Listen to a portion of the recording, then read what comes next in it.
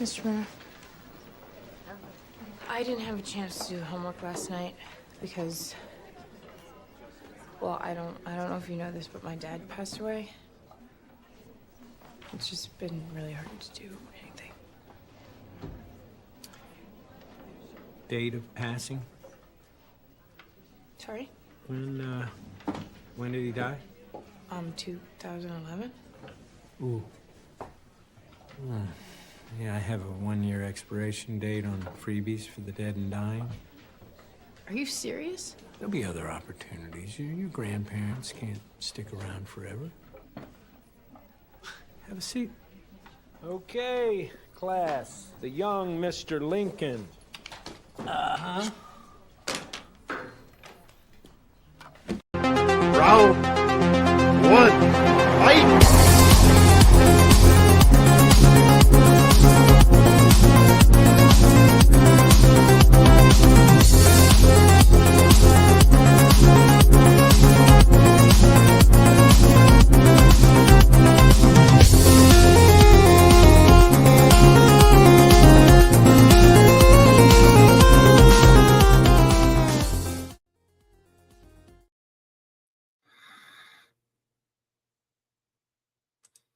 Hello, everyone, and welcome back to the Movie Hero Network. This is Tournament Fights, episode number 376, and this is our coming-of-age / young adult mystery movie series, part 3. I'm Austin Passal. I'll get things going here for just a minute until Jordan Anderson arrives, and I've got a great panel here helping me out sort through all the semi-wackiness that's been this coming-of-age young adult tournament.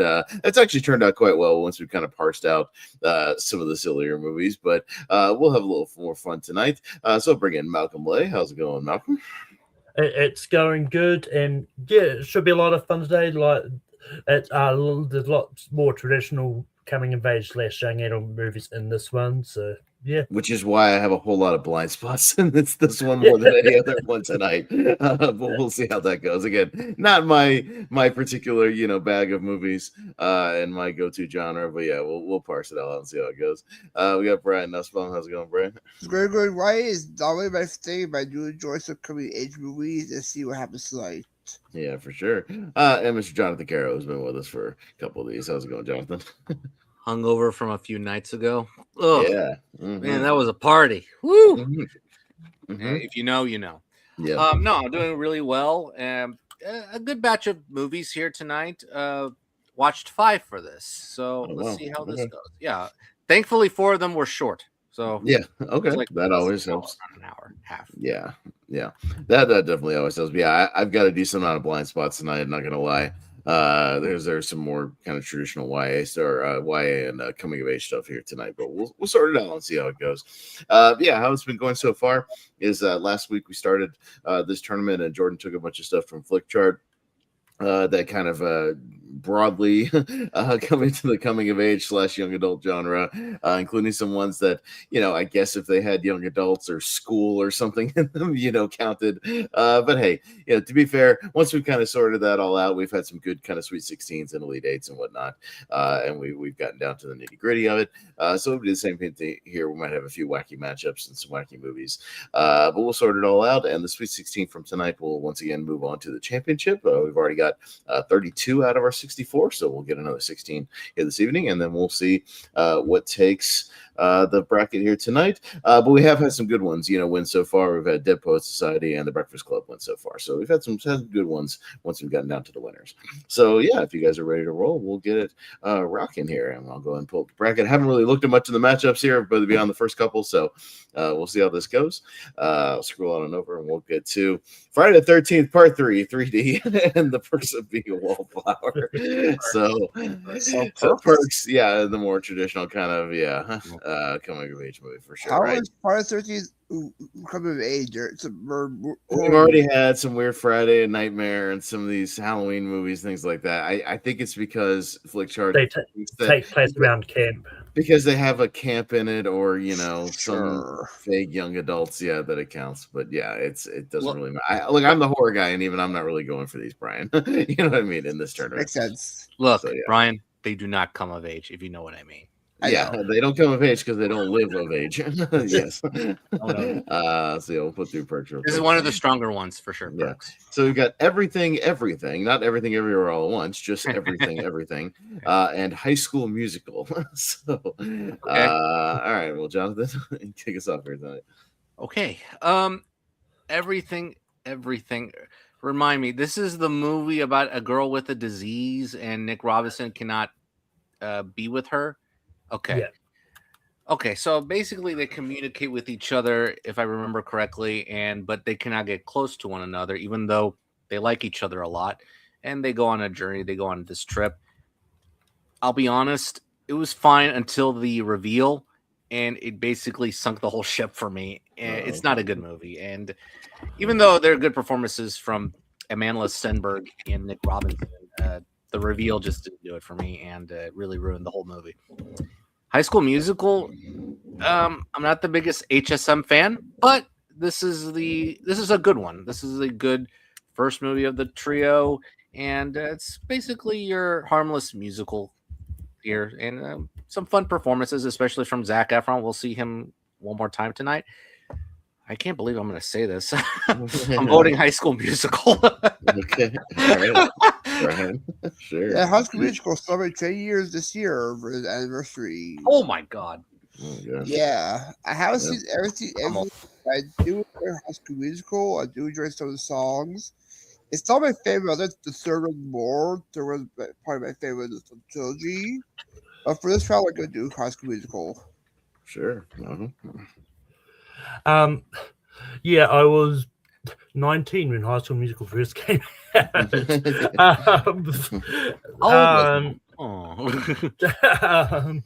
But yeah, I do really enjoy the first High School Musical. I think it's pretty good.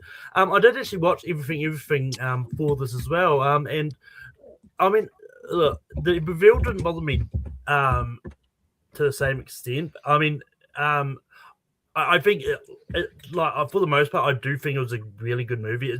It's very similar to the 5 Feet Apart movie that came out. I think it was the year 2019. 2019, yeah. So, but although 5 Feet Apart didn't have that twist, but I did like everything to enough. But I just do really love High School Musical. So High School Musical is getting my vote. Yeah. Yeah, whatever happened to that Zac Efron guy? I don't know. Some of those Disney Channel people just it didn't quite work out. Went away. He made a great movie a few years ago. Yes. Yeah. I haven't seen Everything Everywhere. I've seen High School Musical. It's not really my bag, but I did watch because of all the hoopla kind of back in the day. It's whatever. Look, I'll vote for it here just because I've seen it. I haven't seen Everything Everywhere, so sure, I'll go High School Musical. I'm sure it'll show up again in that musical tournament we're going to do that. I'll have to suffer through. Oh, that's fine. No. That's fine. Yeah. Yep. Well, we're doing genres for everyone, So, Yeah. But welcome. Sorry, I'm a little late, but I watched 2 movies for this, and they were both really good. But everything was not one of them. I have not seen it. I don't really know much about it. I've seen High School Musical. I mean, I don't really care for it that much, but I don't know. I'll vote for it because I've seen it, and for a musical, it's fine. So, and I've been to the school with. Yeah, I've been to East High School and with Wolf and Ross and me and Wolf did the jumping in the air thing and all that. We took pictures. So. Wow, an HSM sweep. Wow. Yes. Okay. Fear Street Part 2, 78, and Rock and Roll High School. So Brian, yeah. Yeah, I haven't seen either one, but I've heard more about Rock and Roll High School more, so I'll go Rock and Roll High School. Yeah. Send it to me in a moment. Malcolm?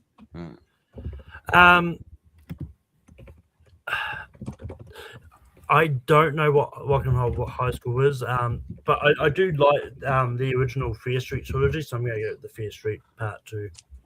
Yeah.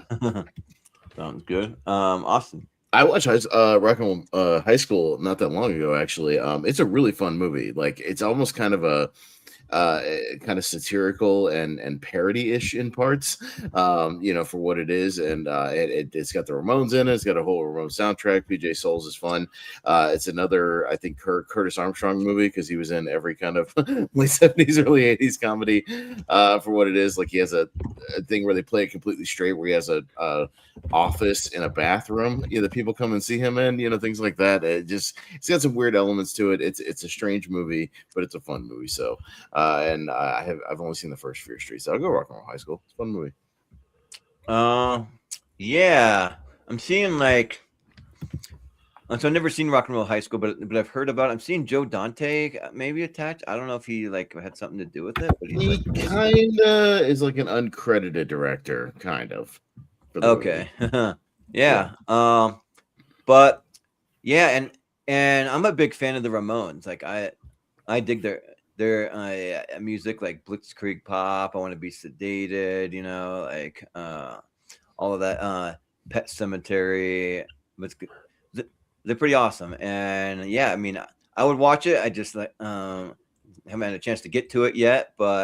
And the Fear Street movies, I think are good. They're nothing like amazing to me. Like I kind of was hoping for a little more from them, but so I'll go Rock and Roll High School actually. But yeah, John. Yeah, out of the Fear Street movies, I think this is the more coming of age of the three, as it focuses more on the genesis of the characters that are involved in this witchcraft that harken back to the first movie.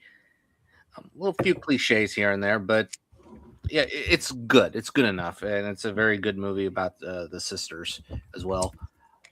Rock and Roll High School, I saw for the first time actually today on Tubi. Yes, I saw it on Tubi. It's a fun movie, man. It's a total movie. It's very fun. Tubi. It was fun. Yeah. I do agree that parts of it was satirical, but it's definitely a fun 70s high school retroactive vibe, and that's how I enjoyed it as it is. But yeah, it's a good old time. It doesn't take itself so seriously. It's one of the more fun 70s movies as opposed to the F Your Feelings 70s movies. But yeah, that's what I took it away as. It's more of a celebration of rock and roll for a generation. And the third act, it's a bonkers finale, but hey, I enjoyed it. So yeah, Rock and Roll High School gets my vote. Nice. Yeah, sounds good. We got Every Day, and Are You There, God? It's Me, Margaret. I've never seen Every Day. Okay. So, I haven't seen Every Day. I haven't seen it either. Has anybody seen it? Me neither. I have not seen it. Yeah, I think I've seen it once, but I just don't remember it. Are You There, God? It's Me, Margaret. I saw it in theaters. That's a good little really movie. good. Yeah, so it's a good solid movie. Yeah, Kathy Yeah. Bates is good. Rachel McAdams really, really, really good. Yeah, it's They were Safi. also good too. Safi. yeah. Ended up being like a pretty solid little coming of age movie. Yeah, I like it. I think we'd all Really go good. Yeah, with Benny that, Safdie. Yeah, that's right. Yeah. Yeah. I like it. I watched it for the first time for this. Oh. Yeah. It's good. Yeah, solid movie. Based on a Judy Blume book, I think. What did you think? Yeah, I liked it. Like I liked it. It's like one of those ones. Like, well, obviously, I'm not grown up with those kind of problems. No. But it was still really good, and I think that and it's one of those ones like when Rachel McAdams is old enough to play mother figures, you're really old. I know. I felt I had a weird crisis in the theater. I was like, oh my gosh, she's playing a daughter, like a mom of like a 12-year-old or something. And I was like, oh boy. I was like, I guess she's not the Mean Girls chick anymore. Yeah. There's talk that year that Rachel McAdams could have been nominated for an Oscar that year as well. There was talks about it. Oh, really? I also have that same thing seeing Melissa Joan Hart playing grandmothers in movies there as well. Right. Which, that one Really? does not make any sense, but She's playing a grandmother? Woo. Yeah. Yeah. No. no, really good movie. Donnie Darko and the Secret World of Arietti. That's all Okay, the whole alright. family. That's only on Turner Fights. Yeah. I'm not a fan of Donnie Darko, but yeah, it's just me. But how much of a coming of age YA thing is it? I don't know. Isn't it more Well, like it is the coming of age thing in Donnie Darko. That's my It question. is it? Yes, it is. Yeah, I think Okay. it is. Yeah. Fair He's in enough. high I school don't with know. like I don't remember, to be honest. Yeah. Suffer like depression or something. Mm-hmm. He's in high school, like a senior or something. Okay, Yeah. what does he learn though? That's the He- moral question of these movies. Like He what- learns to cope with things from his childhood because he's like seeing the little rabbit and all that, and like just like I don't know, just like trauma from school his childhood. Yeah. So. I mean, weirdly enough, I would say Johnny Darko is probably slightly more coming of age than Secret World of Arietti. Yeah. I do agree on that. I'm not crazy about Arietti either, even though I'm the Gimli person. So yeah, I'll go Donnie Darko. All right, we I'll can go handle Donnie it. Sure. Darko, but Donnie Darko, yeah, sure, Yes. yeah. I saw. let's saw just hope for oh, something better great, next. great. next. yeah, it's Yeah. I'm I not the feel like biggest this- Donnie Darko fan. So. I feel like the Secret World of Arietti, though, when I was looking up these Studio Ghibli movies, it said it was like one of the biggest ones. I don't know. So that's why I'm like trying to like. It's not one of the like, best look it up. ones. It says that it focuses on Arietti's transition into adulthood as she learns to become a borrower, braving the dangerous human world for the first time. The film highlights her independence, bravery, and friendship with a human boy, making her maturation. So It sounds great on paper, but when it's translated on screen, it's not that very interesting. Yeah, well, I've never seen it, so I'm not gonna like die on a hill for it. But Sure. but it is highly rated, even on Rotten Tomatoes. It's like in like the 90s. All right. That That sounds like Donnie Darko. All Okay. right. All let's see. right. We got The Virgin Suicides and Love, Simon. Okay. So, All right. Cool. all right, Malcolm. yeah. Love Simon is Nick Robinson. Nick Robinson again. But it's definitely a good like LBGBT coming out that I always mess up their acronym there. LBGTQ LMNOP. Yeah, all that. But yeah, it's definitely a good coming of age movie like for that, and it's really good. It was one of the biggest surprises when it came out that year. It was like I went to see it's like not really thinking I'll enjoy it as much as I did, but it's really fun. I'm pretty sure I've seen The Virgin Suicides. I don't remember it that much, but if I have, I know it's an early Kirsten Dunst movie, but I do remember I do remember liking it enough. But so I'm gonna slightly go Love Simon here though. Yeah, Austin. Yeah, I haven't seen either, but I've heard a few people on here talk about The Virgin Suicides. Yeah, the early Sofia Coppola movie, right? So, I'd probably be more interested to watch that. The premise sounds a little more interesting to me, and I like the cast. So I'll go Virgin Suicides here. It's her debut. Yeah. Yeah, I haven't seen either one, but I did while we were live. I realized that I had the thumbnail say part 2 instead of part 3. I fixed it while we were live. Oh. So. I don't know. What is The Virgin Suicides again? Like what is It's it based about? on a novel, right? A group of guys get obsessed about some mysterious sister religious group of girls, like in the neighborhood, and try to, get to know the shelter or something Get like to that. know them better. But It's Sofia Coppola. Yeah, it's Kirsten Dunst, Josh Hartnett, James Woods, Kathleen Turner, Scott Glenn, Danny DeVito. It's a good little cast. Oh, yeah, it's that one. It's with all darker those- movie. It's a darker movie than you think. Yeah, I'll go with The Virgin Suicides. The Probably. title. But, I mean, I haven't seen either one, but that's the one I'd probably watch first. So. Yeah. All right. Jonathan. But Jonathan. Yeah, Love Simon. Yeah, I do agree with Malcolm. It is a good surprise, good performance by Nick Robinson about a teenager wanting to come out, and it's honest in its portrayal of finding your sexuality, and yeah, it's tender. The ending is kind of whatever. I think it's too Hollywood for my taste. Whereas The Virgin Suicides, I'm not the biggest Sofia Coppola fan, but this is a good movie. I do like it. It's odd. It's interesting. It's dreamlike. Yeah, I am right. It is based on a novel. But Coppola approaches this material with restraint and some fascination. and she keeps you guessing, even though it's in the title as well.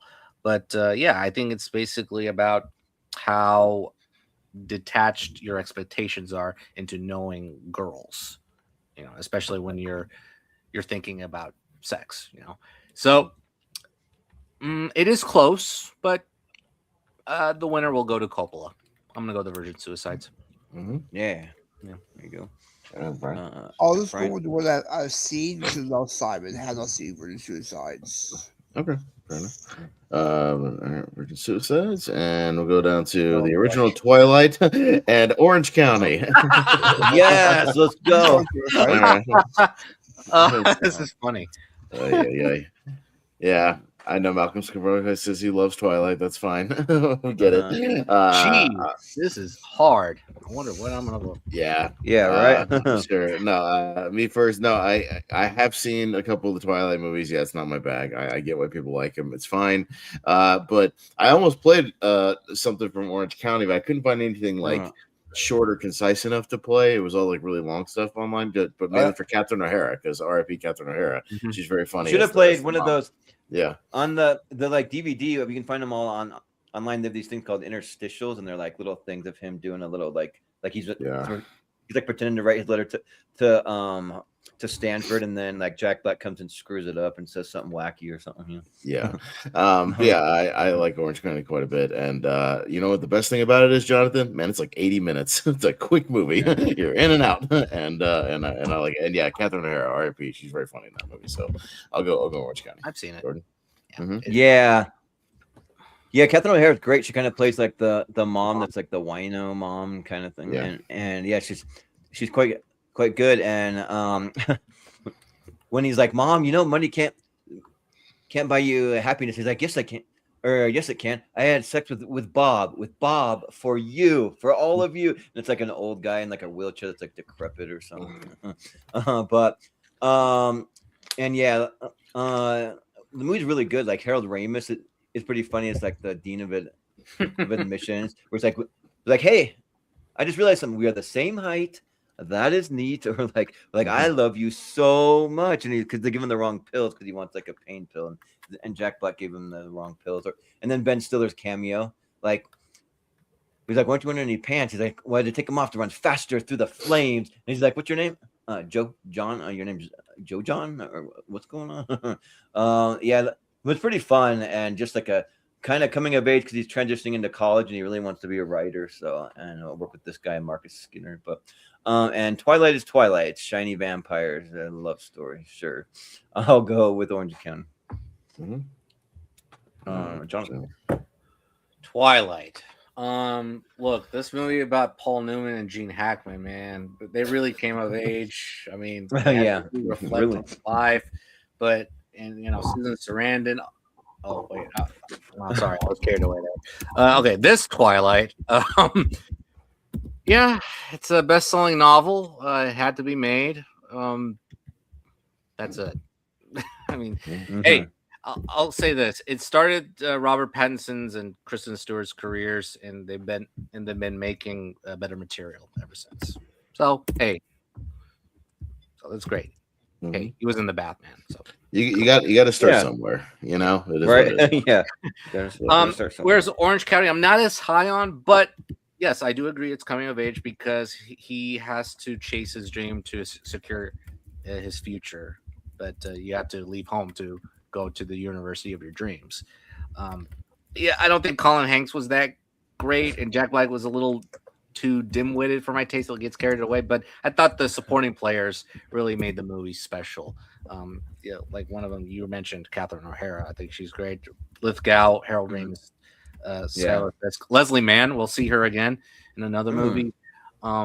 Chevy Chase and the tall one. Yeah. So yeah, I'm gonna give it to Orange County. Yeah, it's a fun movie. Yeah. Brian, what do you think? Yeah, Twilight is decent. The whole creative team, Jacob, Team Edward. Twister is a good actress. Says she's not, but she is a great actress. But I'll go to Orange County because I see it more times. Because he's all chuckles each time. So yeah, Orange County. Well, to say no comment. on that. Malcolm, take it home. But first off, I don't know if Fletcher counts 50 Shades as YA, but it would be funny No. if No. what I was about to say is it would be funny if it did come up and it went against Twilight, because 50 Shades is actually based on Twilight fan fiction, just with the names changed. That is the only that's the origin of the 50 Shades. But anyway, look, I actually do like Twilight. Look, it's a good pleasure for me. It's like, and if I had the money and the time, there's lately like one of the cinemas over here, like every now and then they'll put on like a movie marathon thing, because I went to see all 3 extended Lord of the Rings in January and that, and Twilight was one they did last year, and then they did the original Spider-Man Sam Raimi trilogy in the next month. But if I would have gone to that if I had. Look, it's good. I enjoy it for what it is. They've actually just been added to Disney Plus over here, which is weird, but it is. But yeah, I do like Orange County, and actually I'm pretty sure Pez, you'd played an Orange County clip to open up Ben Stiller and Jack Black when you did that. That because they actually had like a 50-second thing on YouTube. Of like their little interaction. Yeah, for sure. But in this matchup, I do love Orange County a little bit more, so I'm gonna go Orange County.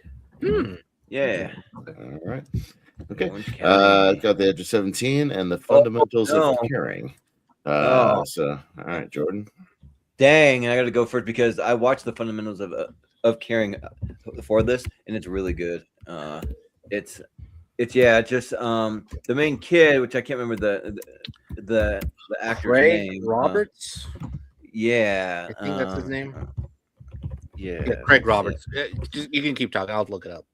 Yeah, but and yeah, it's really good because he has muscle dystrophy, and then Craig Roberts. Paul Rudd is his caregiver, and he wants to try to help him out and cheer him up. And they go on this crazy road trip, and there's like some pretty funny lines.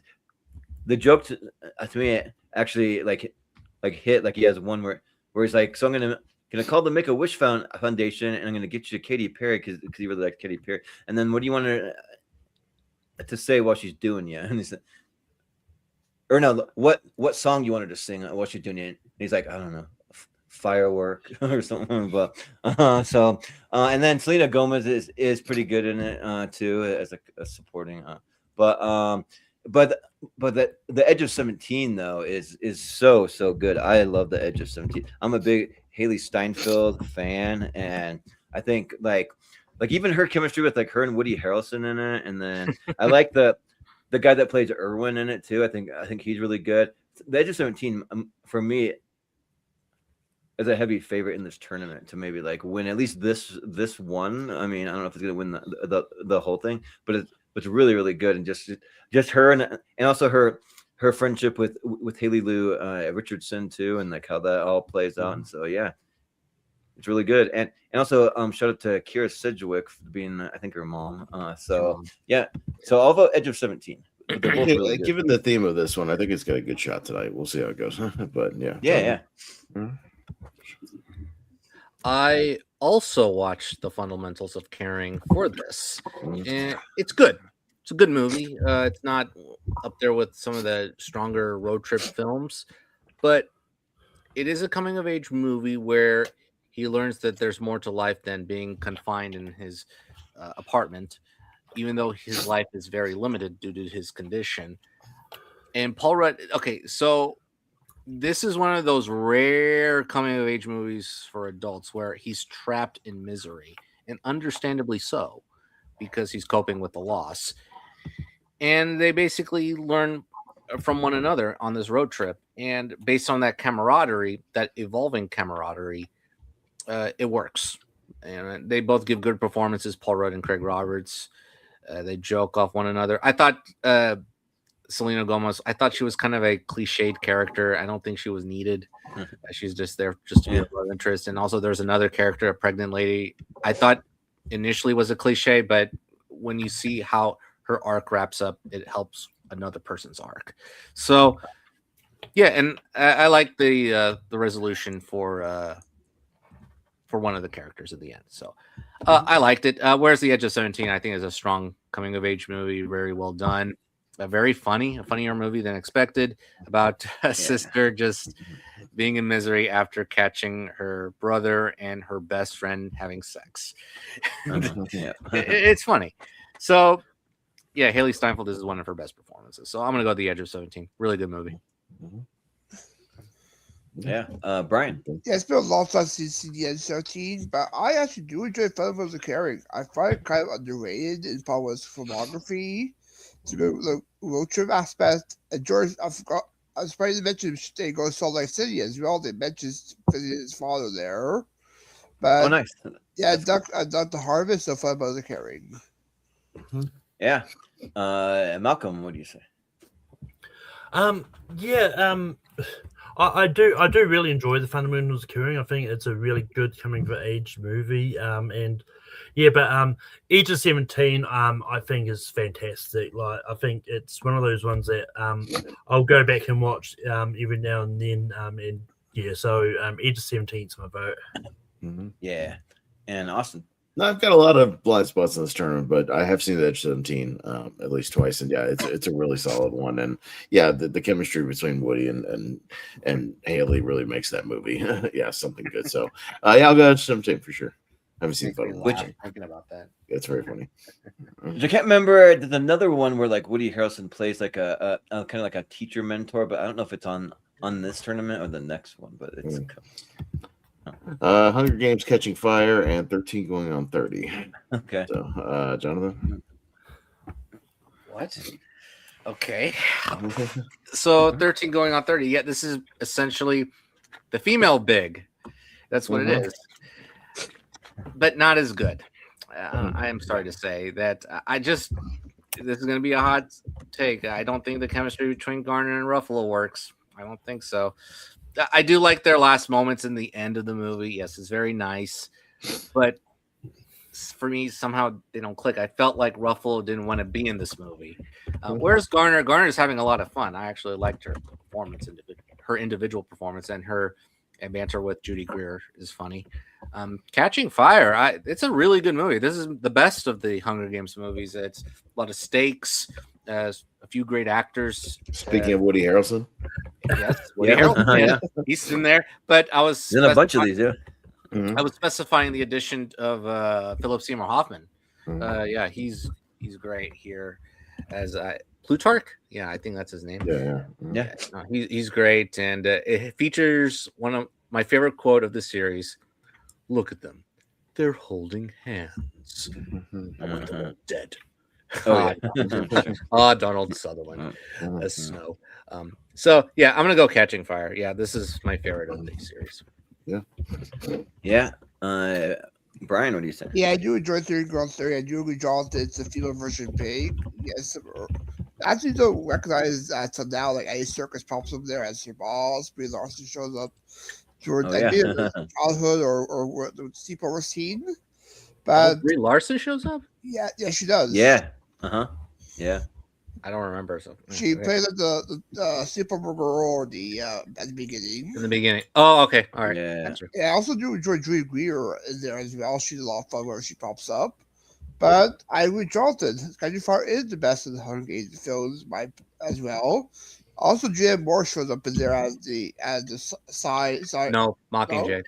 No? Mockingjay. Okay, but I'll still go with Catching Fire because I do enjoy more. Yeah, Malcolm, what do you say? Yeah, I was actually going to go one step further. The Hunger Games is Woody Harrelson playing a mental type figure. That's what happens. He is basically a mental type figure in the Hunger Games series. So and it's not as funny. Well, maybe it's a little funny. No, but there's an elevator scene that is hilarious. Yeah, and I do really enjoy the Hunger Games movies. Catching Fire is not my favorite of the bunch that I've seen anyway. I haven't seen the recent one, but I really enjoy 13 Going on 30. It's one that I've grown up with a lot. I've watched it many times. And yeah, once again, it's another one of those movies which has a unneeded title change in New Zealand, because over here it's just known as Suddenly 30, which Oh, really? for I don't know why, but I'm going to vote 30 Going on 30 here. Yeah. Well, it still makes sense. It's yeah. okay. It's not bad, but it's okay. Yeah. Yeah. But Austin. Yeah, 13 Go Out There is okay. I see it on cable kind of occasionally here and there. The dance sequence is fun. The Thriller dance sequence is a good time. This was Mark Ruffalo's romantic leading man phase. We just talked about Just Like Heaven last week on Wheel of Movies. Yeah, this is kind of goofy phase where he was doing that. But yeah, Catching Fire, I agree. I think it's the best of the Hunger Games. I just think it kind of moves the fastest, the most entertaining. Explores the world kind of the best. So, and this is when Francis Lawrence took over, right? So, I mean, I think he kind of got it, got the vibe of it. So, yeah, I'll go Catching Fire. No shaky cam footage. Yeah, the shaky cam in the first Hunger Games was not great. It's a little hard to follow.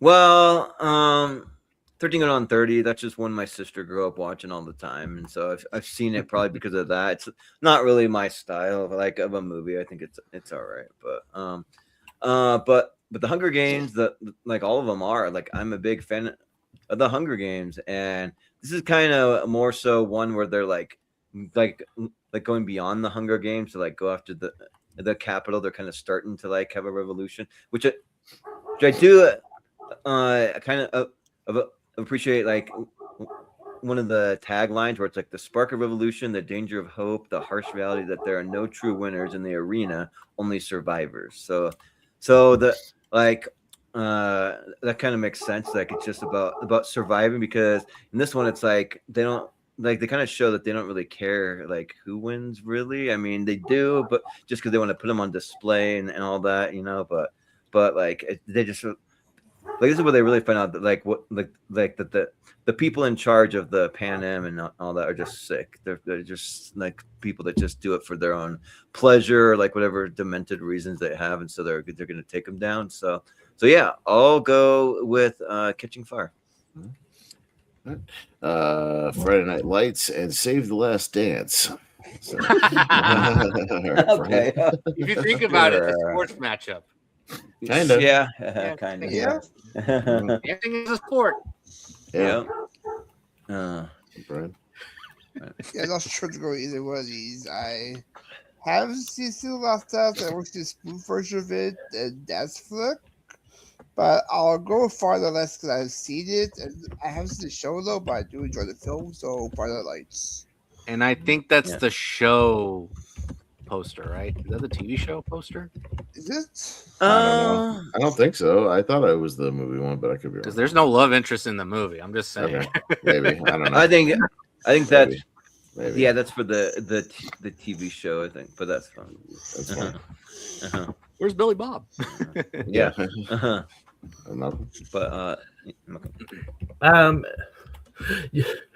But Save the Last Dance. I remember watching once, and it's enjoyable for what it is. Like when it comes to those kind of dance moves, like I'm kind of a sucker for them. And I haven't actually seen Friday Night Lights. I've been meaning to watch it at some stage. But yeah, just because I've seen it, I'm gonna go Save the Last Dance. Mm-hmm. Yep. In Austin. I'll go Friday Night Lights here. Yeah, I saw the movie for the first time. Yeah, a couple of years back. It's fun for what it is. There's a guy named Booby Miles in that movie. You want to put Booby in? Yeah. It's not a true story. Yeah, I know. I was like, all right. But it's fun for what it is. It's a decent little football movie. Save the Last Dance my sister watched a lot, so I saw it on background a lot, but yeah, it's not really my bag. Although it is funny when Sean Patrick Tommy shows up for a cameo and not another teen movie as another black guy. That's fun. And Dean Stockwell goes, "Hey, there can't be two of us in this movie. You gotta get out of here." He's like, so he just leaves. That's very funny. But I'll go Friday Night Lights. But yeah, I wonder if they like switch the booby guy for or they have a guy named Smash Williams in the TV series. It could be something like that. It'd be like a running back, but and yeah, the movie's pretty good. Yeah, I mean, I preferred the TV series much. But the TV series is one of my favorite series of all time, and it is coming back for something. I don't know what they're gonna do with it. Like, I mean, if they're gonna have any returning cast, maybe like the main a couple that I'm like Connie Britton and Kyle Chandler, like maybe they might come back, but yeah, and then Save the Last Dance is just like whatever. Julia Stiles just learning how to dance and like trying to get into I think Juilliard, I think, but I think so. but yeah, but Friday Night Lights is more my speed, so I'll go Friday Night Lights, and I gotta run for about 2 to 5 minutes. I'll be right back. But yeah, I'll vote for that. Jonathan. I haven't seen Save the Last Dance in over 20 years, so I remember there's dancing and more dancing. That's it. I don't remember. She has to learn to be black to win the competition. Hasn't aged very well. So yeah. Oh yeah, because I think her father got a job at that neighborhood, I think. Yeah. Oh. All right. And Friday Night Lights, yeah, it's a fun football movie, not one of the better ones, but yeah, it moves at a frenetic pace. Billy Bob Thornton's great. So does the rest of the younger actors. Yeah, a very good job in their performances. So yeah, I'll go Friday Night Lights. All right. We'll go to Animal House and Rebel Without a Cause. Oh no! Oh man, yeah, old school match. Malcolm. Oh crap. Yeah, I haven't seen Rebel Without a Cause yet. It's one that I've definitely been meaning to get to for the longest time. But I do love Animal House. I think it's a really fun comedy. So Animal House is getting my vote. Yeah. Yeah, this is a tough one because Rebel Without a Cause, yeah, is kind of a very classic old school, kind of teen angst coming of age movie. Where he's just kind of moping around a lot. But yeah, this is the movie that kind of made James Dean a star, and it's a good one. It's hard to vote against Animal House, though, which is my second favorite comedy of all time. I love this movie to pieces. It's a dad comedy. My dad, is a big fan of this as well.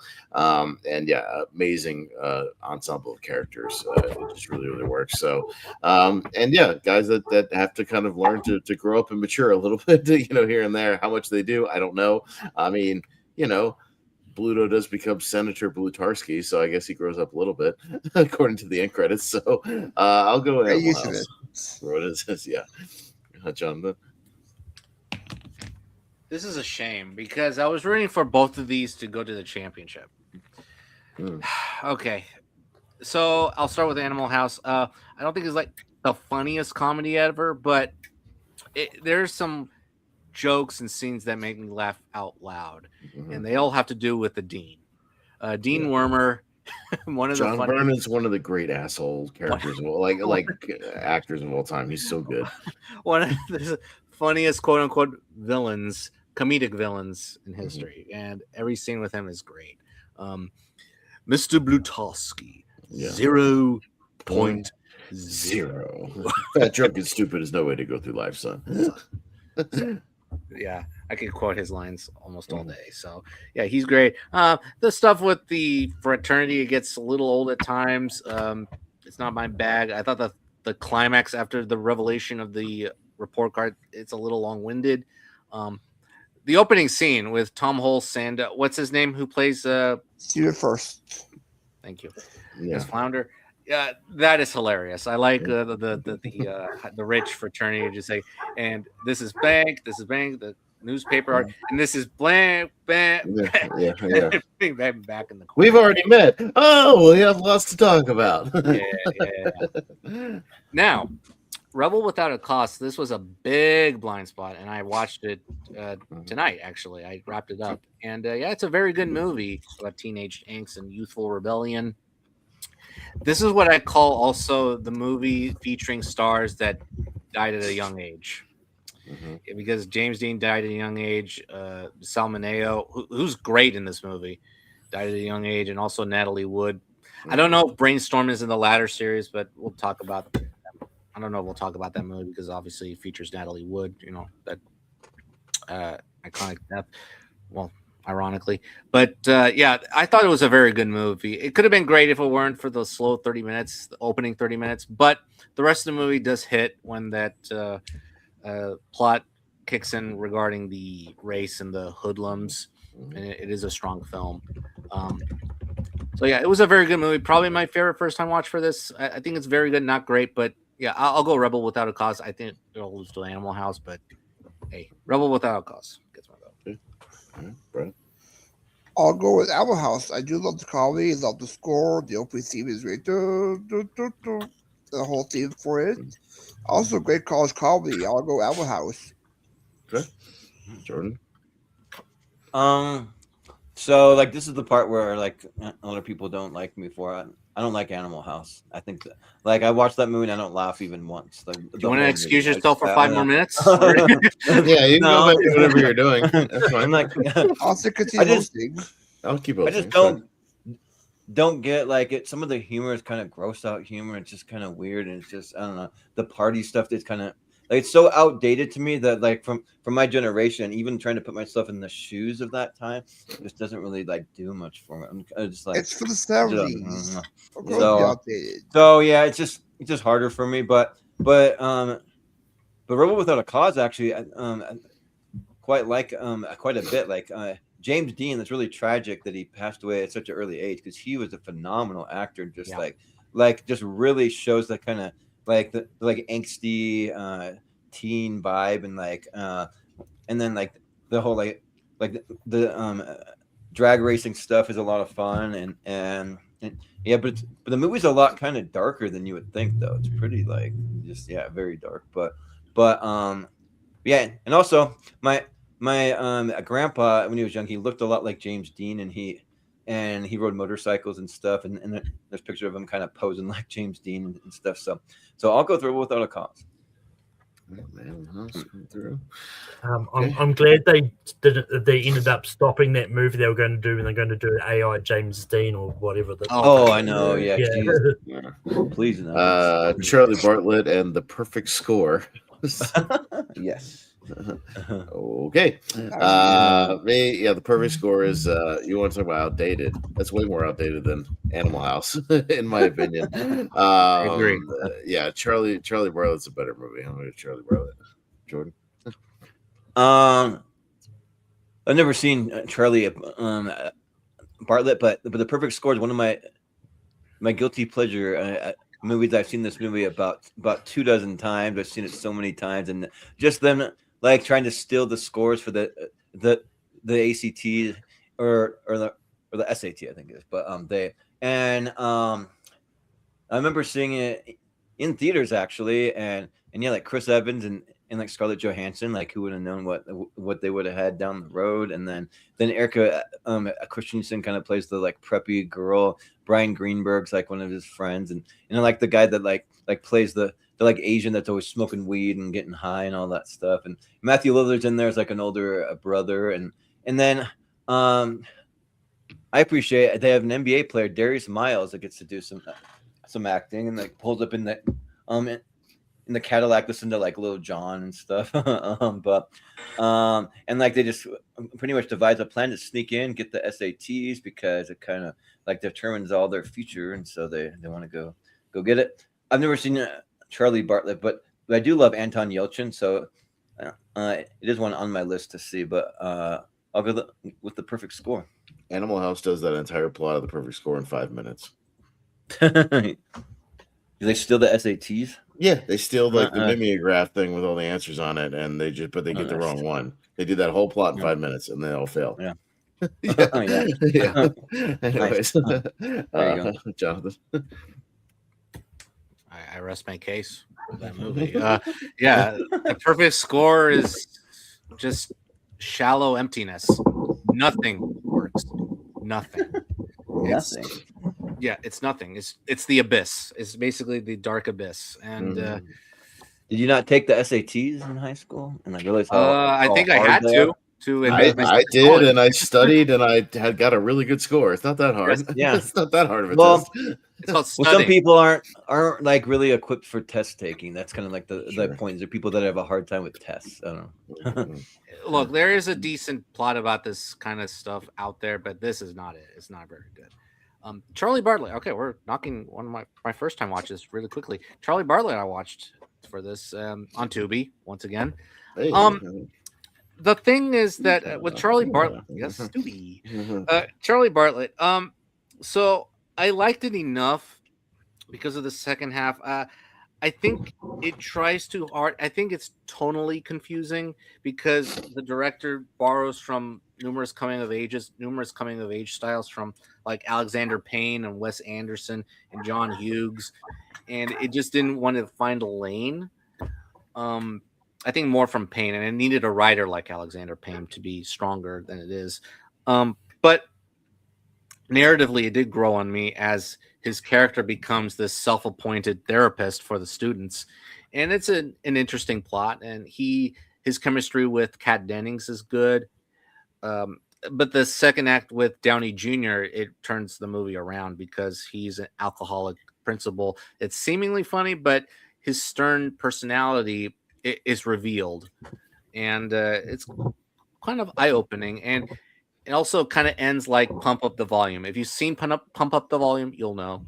Okay, yeah. So it is similar in that way, but not as good.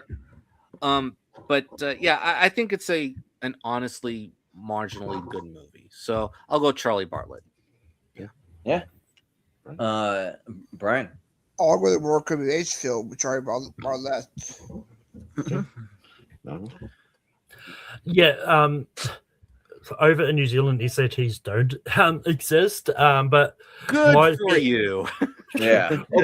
I mean, look, my theory is if you're smart enough to devise a plan to steal the SATs, you're smart enough to take the damn SATs. See, I never took SAT. We had ACTs, which is, I guess, West Coast. So yeah. But yeah, I haven't seen either of these. It's also Captain America Civil War all over again. Iron Man versus Captain America. Chris Evans that's true. versus- Yeah. it is. But the one I'm probably more interested in, and the one I think is more coming of age, is Charlie Bartlett. So Charlie Bartlett's getting my vote. Yeah. If you like Pump Up the Volume, you like this one. Okay. I do like Pump Up the Volume. So this is Nightmare on Elm Street 2, Freddy's Revenge, and Chronicle. So, I don't deem either of these as coming of age, but Chronicle will get the vote. Chronicle. They learn how to use their powers. That's All it. right. And That's it. All right. Yeah. it's more of like a character arc through like one like story, but it's not. I mean, necessarily totally a coming of age. No, but Dane DeHaan does kind of take a dark path. Sure. I'll go Chronicle. I'll go with it for now. Sure. Chronicle. Yeah, Let's Nightmare. go. Yeah. Freaking love Chronicle. Well, you can root for it all you want to. It's not going to make it that far in the story. Okay, let's see. Sorry. Don't think so. John Tucker must die. Ah! See, because there's the Karate Kid. So Bye-bye, you know. Chronicle. Bye-bye. Yeah. Yeah. And I'm going to vote the Karate Kid easily. No, the Karate Oh, Kid yeah. is great coming of age movie. Yeah, and sports movie. You know what's all more that jazz. outdated than the perfect score? John Tucker Must Die. Yeah, He's not very good. Yeah. my ex-fiance and her best friend were obsessed with this movie, John Tucker Must Die, and they watched it over and over and over again. I don't know why. So I'm kind of like tired of that movie. So, No, but Karate Kid has a great arc. Yeah, very, very good. wax on, wax off. Wax on, Yeah. wax off. I will add something else. Jordan had the perfect score. It's a good pleasure. Don't take him outside. It's a good pleasure for me. I do actually enjoy that movie. Oh yeah. But yeah. All the girls fighting for one guy. Yeah. Euro Trip and Flipped. Jordan. So you would think that like I would have seen Flip by now because my whole family like watched this movie over and over. It's one of those good old wholesome kind of like coming of age movies, PG, whatever. And I never saw it, even though they watched it all the time. But I love Euro Trip, and Scotty Doesn't Know, and like the Fred Armisen stuff. is hilarious when he like shows up in the train and like keeps getting closer and closer, doing scooting closer every time it gets dark. It's scoozy, and it's just them like their senior trip is to Europe, and like man, I wish I could have a senior trip to Europe, but mine was to the next state over and went to Utah and some national parks, but and yeah, I think that it's fun. Coming of age, probably Flipped is probably much more the coming of age from what I know about it, but I'll go Euro Trip. I like that movie more, and I haven't seen Flipped. So, but Jonathan. Okay. Euro Trip is fun. I prefer this one over Road Trip. It is a funny movie, even though there's not as many valuable lessons to learn from in Euro Trip. I think it's just a funny comedy. We learned that Scotty doesn't know. That's what we learned. Yeah. Exactly. Yeah. Okay. Scotty has to learn that, this girl is having sex with Matt Damon. So, Yep. very frequently. Fiona and Matt Damon do it in his bed every Sunday. Yeah. Wow. That's eye-opening and refreshing and life-altering. That's great. Anyway, where's Flipped? Did you learn a lot from that? Yeah. Okay, Flipped. This is a coming-of-age movie, basically about a puppy love story from both perspectives, and it's a neighbor basically moving, and he's being smitten for. Yeah, he's being smitten. I'm sorry, the other way around. The girl is smitten by the boy, whereas the boy is not, and it takes place around like 4 or 5 years as their relationship evolves, friendship to a potential romance, and it's very cute and innocent, harmless, and kind of honest, and it's a very well done movie, very well oriented, not as predictable, but I think it's a gentle movie, a young, gentle film, and I'm voting for it because Rob Reiner directed it. Flipped. We did. Oh, nice. We did. Yes, there you go. Brian. Yeah, I do enjoy Euro Trip. It's a good fun teen comedy there. Michelle Trachtenberg is quite attractive for the film a lot there. I do enjoy some cameos pop up like Vinnie Jones, Fred Armisen. But yeah, I'll go Flipped as well because it fits the coming of age aspect, and I really enjoy the puppy love for these two kids. So Flipped. Yeah. Malcolm, what do you say? Muted. I haven't seen Flipped. I do want to. I believe it is on Netflix for me at the moment. I just haven't got around to it. But I do like Euro Trip. It is a really fun comedy. It's not what I think of when I think of sort of coming of age, so to speak. But I mean, it's still good. But I'm going to go Flipped here. R.I.P. Rob Reiner. It is on Netflix. Yes, you're correct. But and also R.I.P. for your trip, Michelle Trachtenberg. So, but Austin. I would have got a Euro Trip just because I've seen it, but Flipped's going through. So there you go. All right. Rob Reiner. City of Ember and 17 again. Speaking of Michelle Trachtenberg. Michelle Trachtenberg, Zac Efron. Yeah. A little more of them, Jonathan. Has anybody seen City of Ember? I have not. No. Yeah. I've seen it, and I've also read the book too. I mean, the book's really good. The movie's not that good. But it's basically them like living in an underground city because all the electricity is gone, and they found a way to harness it down below in this city. And it's got Tim Robbins and Bill Murray in there, but it just doesn't. And Saoirse Ronan. Okay, very quickly. Okay, go ahead. Finish. Yeah. But I was just gonna say that's not really anything like special. Just pretty much them like living their lives out underground. Very quickly though, the 17 again was my last watch. Reverse Big mixed with the Back to the Future plot with Chances Are. I agreed. That's basically what it is. It's okay. It's okay. Zac Efron is actually pretty good. He has some good scenes. It's all said is MVP for this one. I'd go 17 again just so I've seen it. Yeah, 17 again. Yeah. So. And this one. And rest in peace to Matthew Perry. So and he's not in it as much, but yeah. All right, let's jump to the other side. We'll keep the pace up and keep it breezy. Let's see what we got. I think more of the horror movies are on the other side, so this might be quick. Let's see. Start with "She's the Man" Right. and "The Last American Virgin." So, What? Okay. Who's seen The Last American Virgin? it's an early canon No. film. It's like this kind of Is it? oddball thing, but not a lot of people have seen it. Yeah, I only know about it from the documentary, but I haven't seen it. Hmm. I don't And like my She's the sister Man. watched She's the Man all the time. That movie's terrible.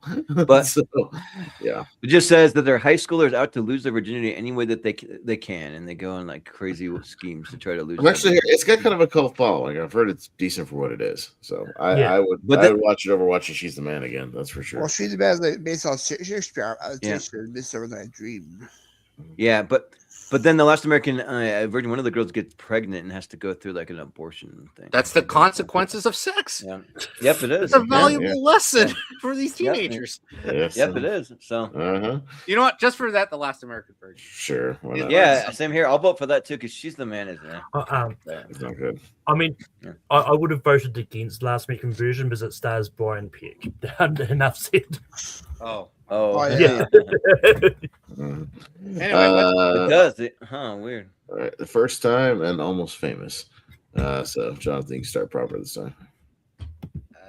well, I have not seen The First Time, even though it has Dylan O'Brien in there and is actually his earliest role, I think.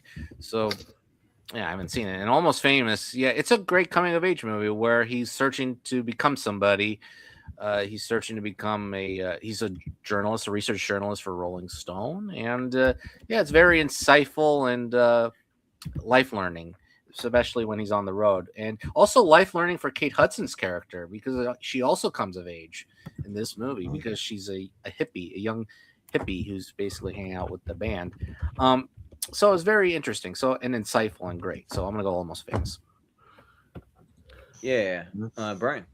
Has the first time I'm going to Almost Famous for a tiny dancer. Almost Famous. A tiny dance. Well, here's a quick question. Has anybody seen First Time here? No. So, I mean, if no one's seen it, we can just put through Almost Famous. That's fine. Yeah, I'm not the biggest Almost Famous fan, but I'll give it another shot someday. Yeah, I'm not the biggest one when either. And I'm a big Dylan O'Brien fan, so I mean, I want to see The First Time, but Yeah. All right. The First Time also has Craig Roberts in it, who we talked about earlier. Yeah. You mean Brett Roberts? does? Oh. You mean Brett Roberts? No, Craig no, Roberts. is in it, Craig the one Roberts is also in the Oh, First Craig Time. Roberts. Okay. Yeah, from the Paul Rudd one. Okay, movie, gotcha. So we got another Woody Harrelson movie, Yeah. Suncoast. That's one that and, I was referring to earlier. Yeah, Suncoast. yeah, and the Princess Diaries. So Do I go first again? I mean, if you want to, sure, because we kind of started talking about it, then we skipped it. So yeah, go ahead. Sure. Okay. Yeah. So the Princess Diaries, yeah, her debut, Anne Hathaway's debut here. Mhm. Yeah, it's funny. It's a funnier movie and about discovering who you are in real life. And she discovers that she's royalty, and she basically has to be in the spotlight for the rest of the movie and all her life. And she's training to become a princess, a proper princess, and she stumbles here and there, and interesting. And her banter with Julie Andrews is very good. Hector Elizondo's great here as well. Yes, dogs, I do agree. Yeah, and Gary Marshall, very well directed from him. And Suncoast, yeah, this is a good movie too. Yeah, it's a very underrated coming of age movie about a teenager striking a friendship with an activist. Protesting about the medical case because her brother has some sort of disease. Yeah, it's a good movie. Yeah, I was surprised by it, and it's well handled with care and honesty. It's deep. It doesn't go into that cliche territory. The finish is very strong. The rest of the movie could have handled it in the same tone, in the same vein. But yeah, I think there's a great story in there, but in the end, I think it's a good coming of age movie. I'm just gonna vote for The Princess Diaries because I've seen that so many times, thanks to my sister. So Yeah. The Princess Diaries, but I'm okay with either or, to be honest. Suncoast is good. Yeah. Brian, what do you say? Yeah, Princess Diaries, Disney's version of Pretty Woman, if you think about it, almost. But yeah, I'll go with it. I see it more times. I love the cast of it. You get the main kid for Brink in there, showing up in there, and Heather Raza as her friend. And yeah, I do enjoy the first and second film with Song of Princess Diaries. Yeah. Well, she's a frazzled nerd compared to Julia Roberts in Pretty Woman. I mean, she's a prostitute. Yeah. But Malcolm, what do you say? Yeah, I do think Suncoast is very underrated. Like, I did enjoy it for what it is, and I also say like Nico Park is becoming someone that like is kind of like coming up a bit of up campus. Like, I believe it's the daughter of Tandy Newton, and she's going to be in an Osgood Perkins movie coming out. I think it's scheduled to come out this year called The Young People. So she's also in the live action How to Train Your Dragon. She was in that. Yeah, that's who she is. I was like, who is this? I was like, also the right. the young kid from Dumbo. Oh yeah. So, okay. But yeah, so I do enjoy it, but I do you know, I'm going to make things interesting. Like, I do love the Princess Diaries. I think it is a pretty solid like adaptation. But I'm going to slowly go Suncoast here, see what happens. Yep. Austin. Never seen Suncoast, so can't go for it. Seen the Princess Diaries. It's fun for what it is. Good. So I've seen the Princess Diaries way more than I care to ever see it. I just think that's cheesy and it's weird and it's just for preteen girls, like mostly like when it came out. I mean, that's who I know that I watched it because it was rated G. So, Malcolm, Brian, and I myself liked it. Austin liked it. Yeah, right. Yeah, I mean, yeah, I mean, so it does appeal to some of their crowd. It's but, like, cute. There you go. You see, it's cute. It's way too It's like cute. cutesy and like just I don't know. Have a soul, Jordan. It's cute. Have a heart. Yeah, have a heart. Damn it.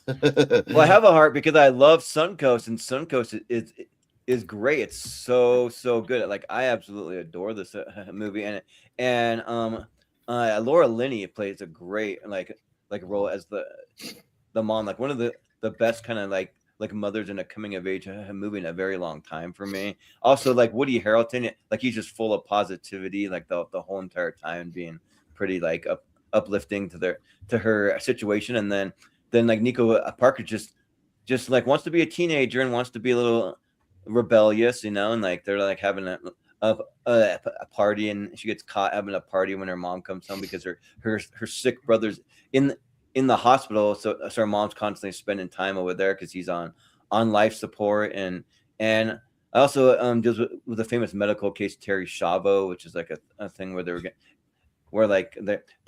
debating whether or not to pull the plug, so the mom has to like go fight all these reporters and people with like cameras trying to get in, and like her son's also in there, but in that hospital, but I think that's really good. It's pretty powerful, so I'll go Suncoast. So, but Princess Diaries, all right. If you haven't seen Suncoast, go check it out. It's really good. Oh God. So Scream. Scream is not a coming of age movie, but I'll vote for Scream opposed to the last song. The last song is Piusa. No. And I also had it on our worst poster tournament because there's a head right behind the sun. Oh, yeah. For no reason. Yeah. There's no body. Yeah. But like Scream, I think that if anyone's gonna be a coming of age, they're in high school and they're trying to like survive in high school. So I mean, I'd say that it's closer than any of the other ones. Yeah. Most of them die. So Scream, but Scream. Yeah, but they're still, I mean, trying to learn something in the movie, you know, from their try to kill Ghostface. Like coming of and like then coming after high and school. Matthew Lillard learn how to be psycho killers from the movies. Yeah, right. Great lesson. Yeah, great lesson. I mean, They're actually still a lesson though. They're actually releasing the first Scream in cinemas. We got another horror movie. But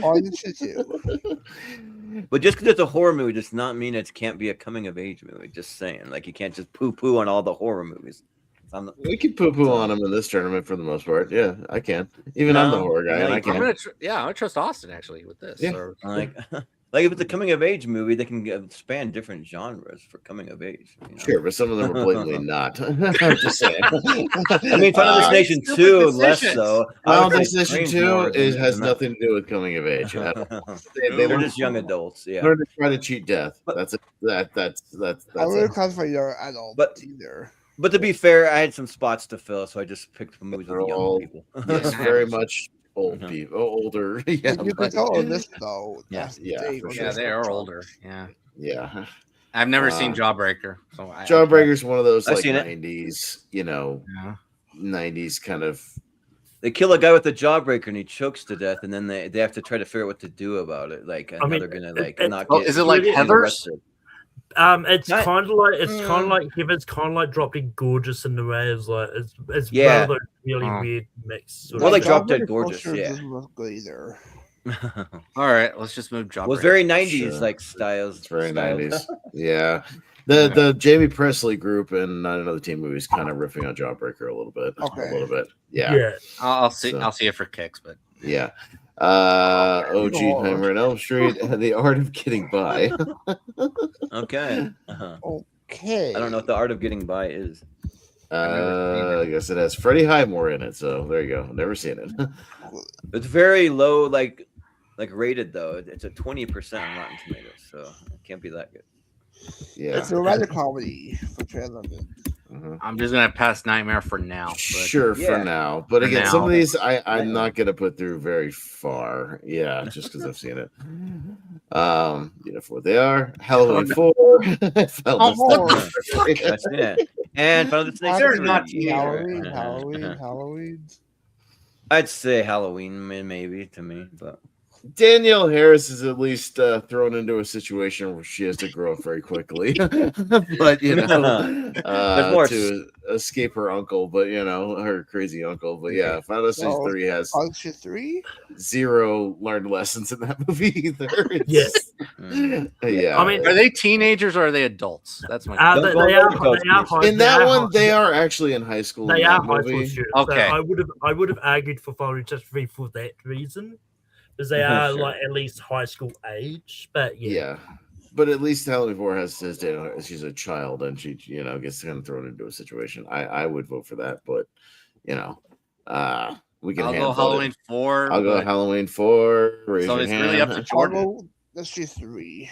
I'd go Halloween 4, probably. Okay, fair enough. But in any other tournaments, Final Destination. Revenge of the Nerds 2 and Can Hardly Wait. So, all right, Brian, have fun. Yeah, both I haven't seen actually. If I were to watch one, I'll go Revenge of the Nerds 2 to start. We will watch them for the first time. So Nerds 2. Sure. Yep. Malcolm. I haven't seen any of the Revenge of the Nerds movies. And I've seen Can't Hardly Wait. I do enjoy it. I do think it's decent, so I'm gonna go Can't Hardly Wait. Yeah. Austin. Yeah, I'm not over the moon about either one of these. Revenge of the Nerds 2 is a drastic step down from the original one. It does have most of the cast back. They're like running around Florida on spring break. It does have Bradley Whitford as the villain, so that's at least something. He plays the asshole Jack as one of his early roles. So kind of similar to his Billy Madison part. He's just kind of a hoity-toity, rich guy asshole. So that's at least got something for it. Can't Hardly Wait, I think it's okay. Seth Green stuff is kind of the best stuff in the movie, I think. For the most part, I don't think the Ethan Embry stuff is good at all in that movie. I think he's actively terrible in that one, honestly. So it's a little tricky. I'll go Can't Hardly Wait because I do actually like Seth Green's character arc in that movie, kind of growing up and maturing a little bit from doing his wannabe black guy shtick, the wannabe rapper shtick that he's trying to do in that movie, and actually kind of growing up a little bit. So I'll go with that. Yeah. So I actually watched Can't Hardly Wait for the first time for this, and I actually loved it. I thought that it was really good. I mean, it's just like them going to like parties, and the nerds want to like like hook up with the popular girls or the hot chicks or whatever, and then there's bullies and stuff. But it to me, why I really liked it is that it just really like appealed to my 90s sensibility because it's got so many like 90s or like early 2000s kind of tropes. It's got a lot of like cameos in there. It's another one that has the Shermanator in there. He's in this again. He's in all of these movies. Yeah, he's in all of them. He was in She's All That as well. He's in every single one of these. But yeah, one, right. He's just in the background. He comes in, he steals something, and he walks away. That's what he does right. in every scene. Yeah, but it has Jason Segel like in like one of the earlier roles where he's like I've had this giant watermelon filled with alcohol in my freezer for like 6 months. I've been waiting for this party. Brings in the watermelon thing or whatever. But and then yeah, like this Charlie Corsimo from Hook, like he's in there. And then yeah. And then just a lot of like famous people in the background. You got like Jamie Presley, Freddie Rodriguez, Donald Faison. Yeah, just all those guys kind of like popping up in the background of the party. But you're kind of right. The Ethan Embry stuff's probably the weakest stuff. But I do like Jennifer Love Hewitt in it. But it's Ethan Embry running around like a dork, just being like, "Gotta get this letter." I just think his stuff is really bad. Yeah, it's just not. It's not interesting at all. I think the other stuff around him is way. He's more better in Vegas Vacation, but I've never seen Revenge of the Nerds 2, and I actually liked it. I can't really wait. And it had a lot of 90s like music, Third Eye Blinds all over this, and like some of the music. So I'll go Can't Hardly Wait. Sure. Reminded me of my coming of age days. So Jonathan? Here are 2 reasons why Nerds in Paradise is not trash: Bradley Whitford and Ogre. That's it. And the rest of the movie is awful. The Ogre arc is interesting when he kind of becomes a nerd to a degree. Yes. Like I think it's actually, and they actually kind of pay it off. I know not many people have seen the 3rd and 4th ones, the made-for-TV ones. I have. The 4th one, he actually goes through like a ceremony where they crown him as like a nerd. It's like it's kind of interesting, and he kind of becomes their sort of bodyguard. It's at least interesting to a degree. You know, it's very sad that the final scene is the best part of the movie. I'm just saying, right? Yeah, the rest of the movie does not work at all. I know I think Anthony Edwards is not in this movie at all, so that really hurts. He's in the dream sequence. That's it. Yeah, it really hurts the movie. Yeah, the cast is not very appealing. This plot is not very interesting. Nah, and Can't Hardly Wait. Now, I'll say this. So I watched the first 30 minutes. I had to quit, not because I didn't like it, because I had to do something else, and I just didn't return to it for some reason. But yeah, for this, I'll just go vote for Can't Hardly Wait. Okay, fair enough. All right, we'll move on. Keep moving down. Spider-Man: Homecoming and Unpregnant from Max, which I haven't seen. Anybody seen it? I've seen it. It's okay. Okay. Homecoming. Okay. I can grant it as a coming of age movie. Yeah, I would actually say it's decent because he's learning how to adjust to all this stuff, and I mean kind of navigate dating life as well. I mean it's more. I would say it's more kind of high school coming of age than you would think. That's at the core of it. So he's having to grow up. Most high school movie of the trilogy. Yeah. Now you get into the sequels, maybe not so much, but I think this original one, sure. And you have Tony Stark as his mentor. Hey. Yeah. No, the first one's definitely as close to like a superhero coming of age movie as you can get. But no, I'd roll with it. So sure. Yeah. All right, we'll do that. Happy 10th Day and Fresh. Malcolm. I don't think I've seen Fresh. I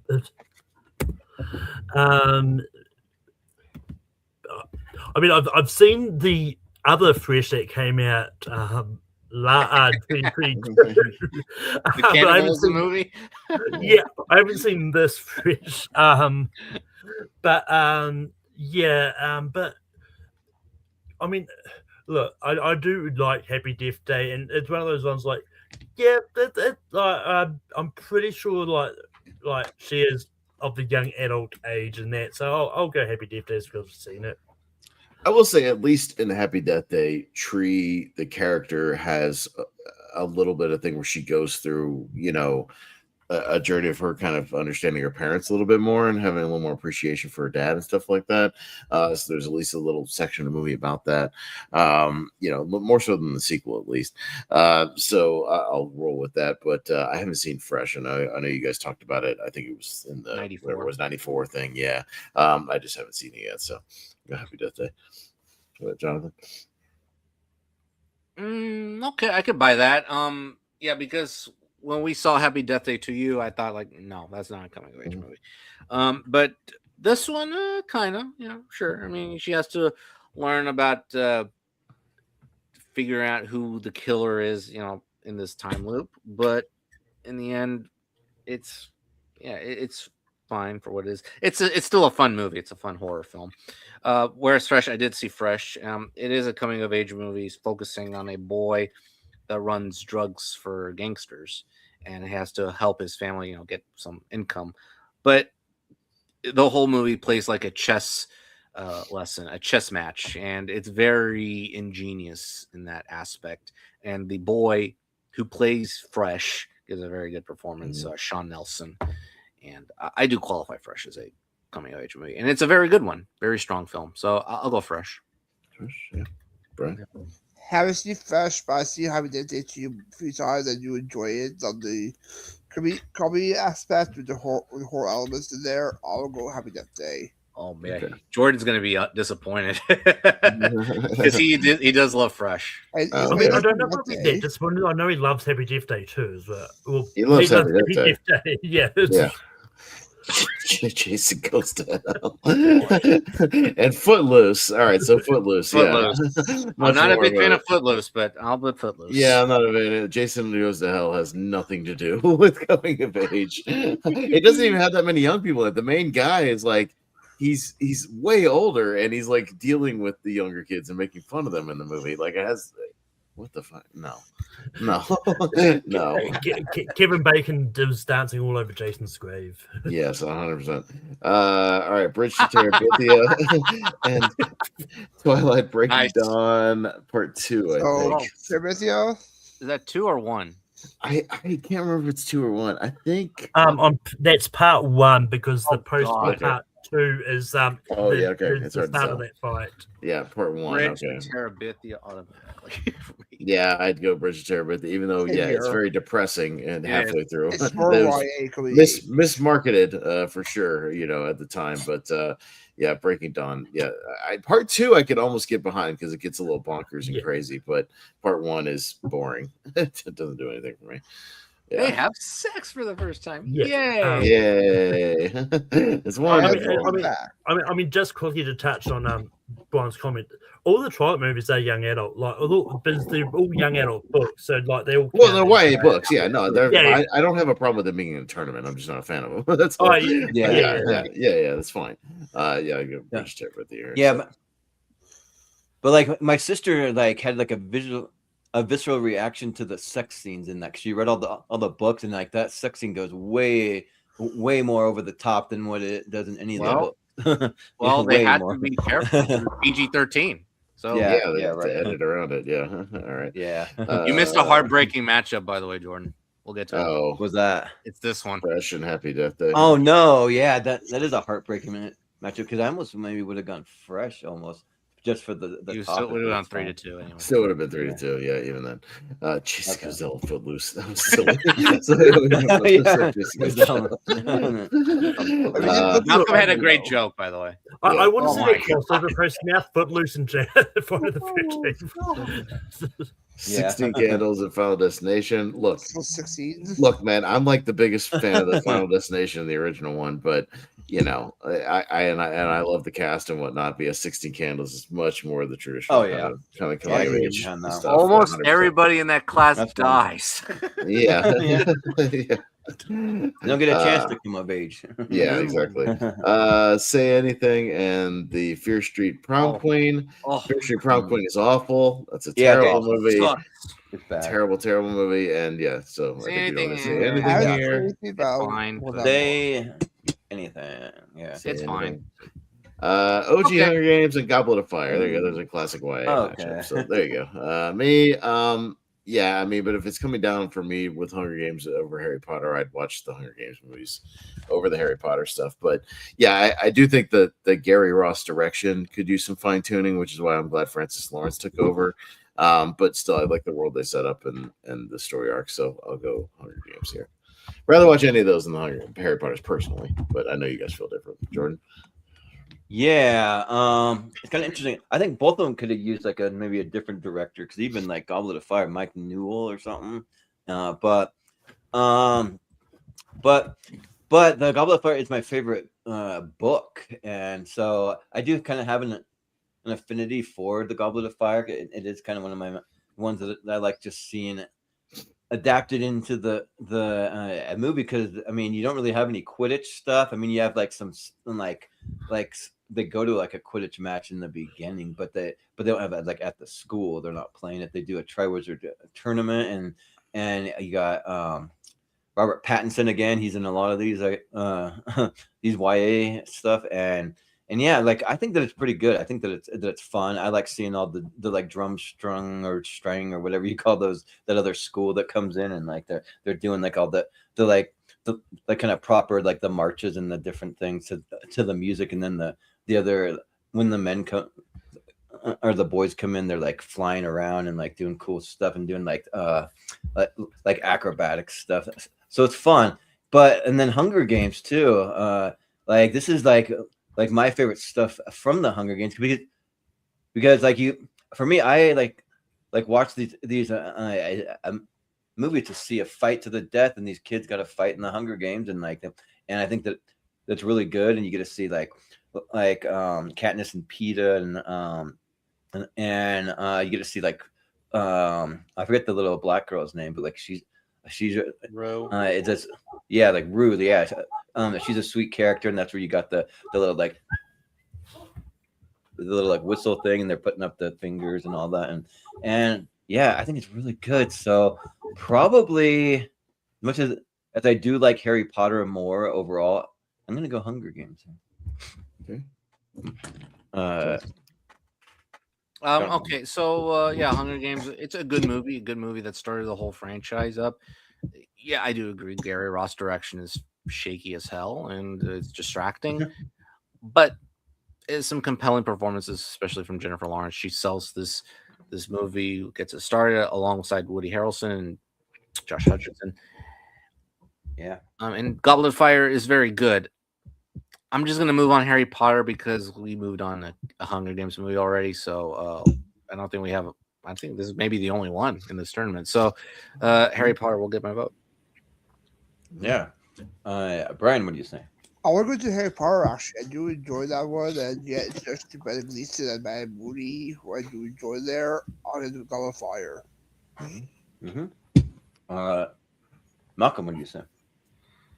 Yeah, like I do like Goblet of Fire. I think it's a really good Harry Potter movie. And yeah, it's one of those ones. I thought the direction was fine. I don't think there was any issue with the direction for Goblet of Fire. And yeah, it was just a lot of fun.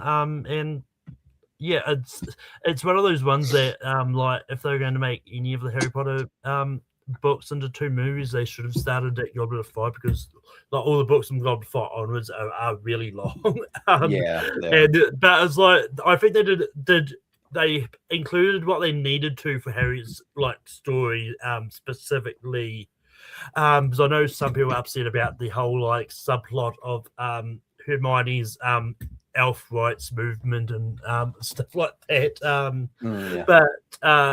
But yeah, and I do like the first Hunger Games. I've never been that big of a fan of the Hunger Games movies. I will probably give them a rewatch.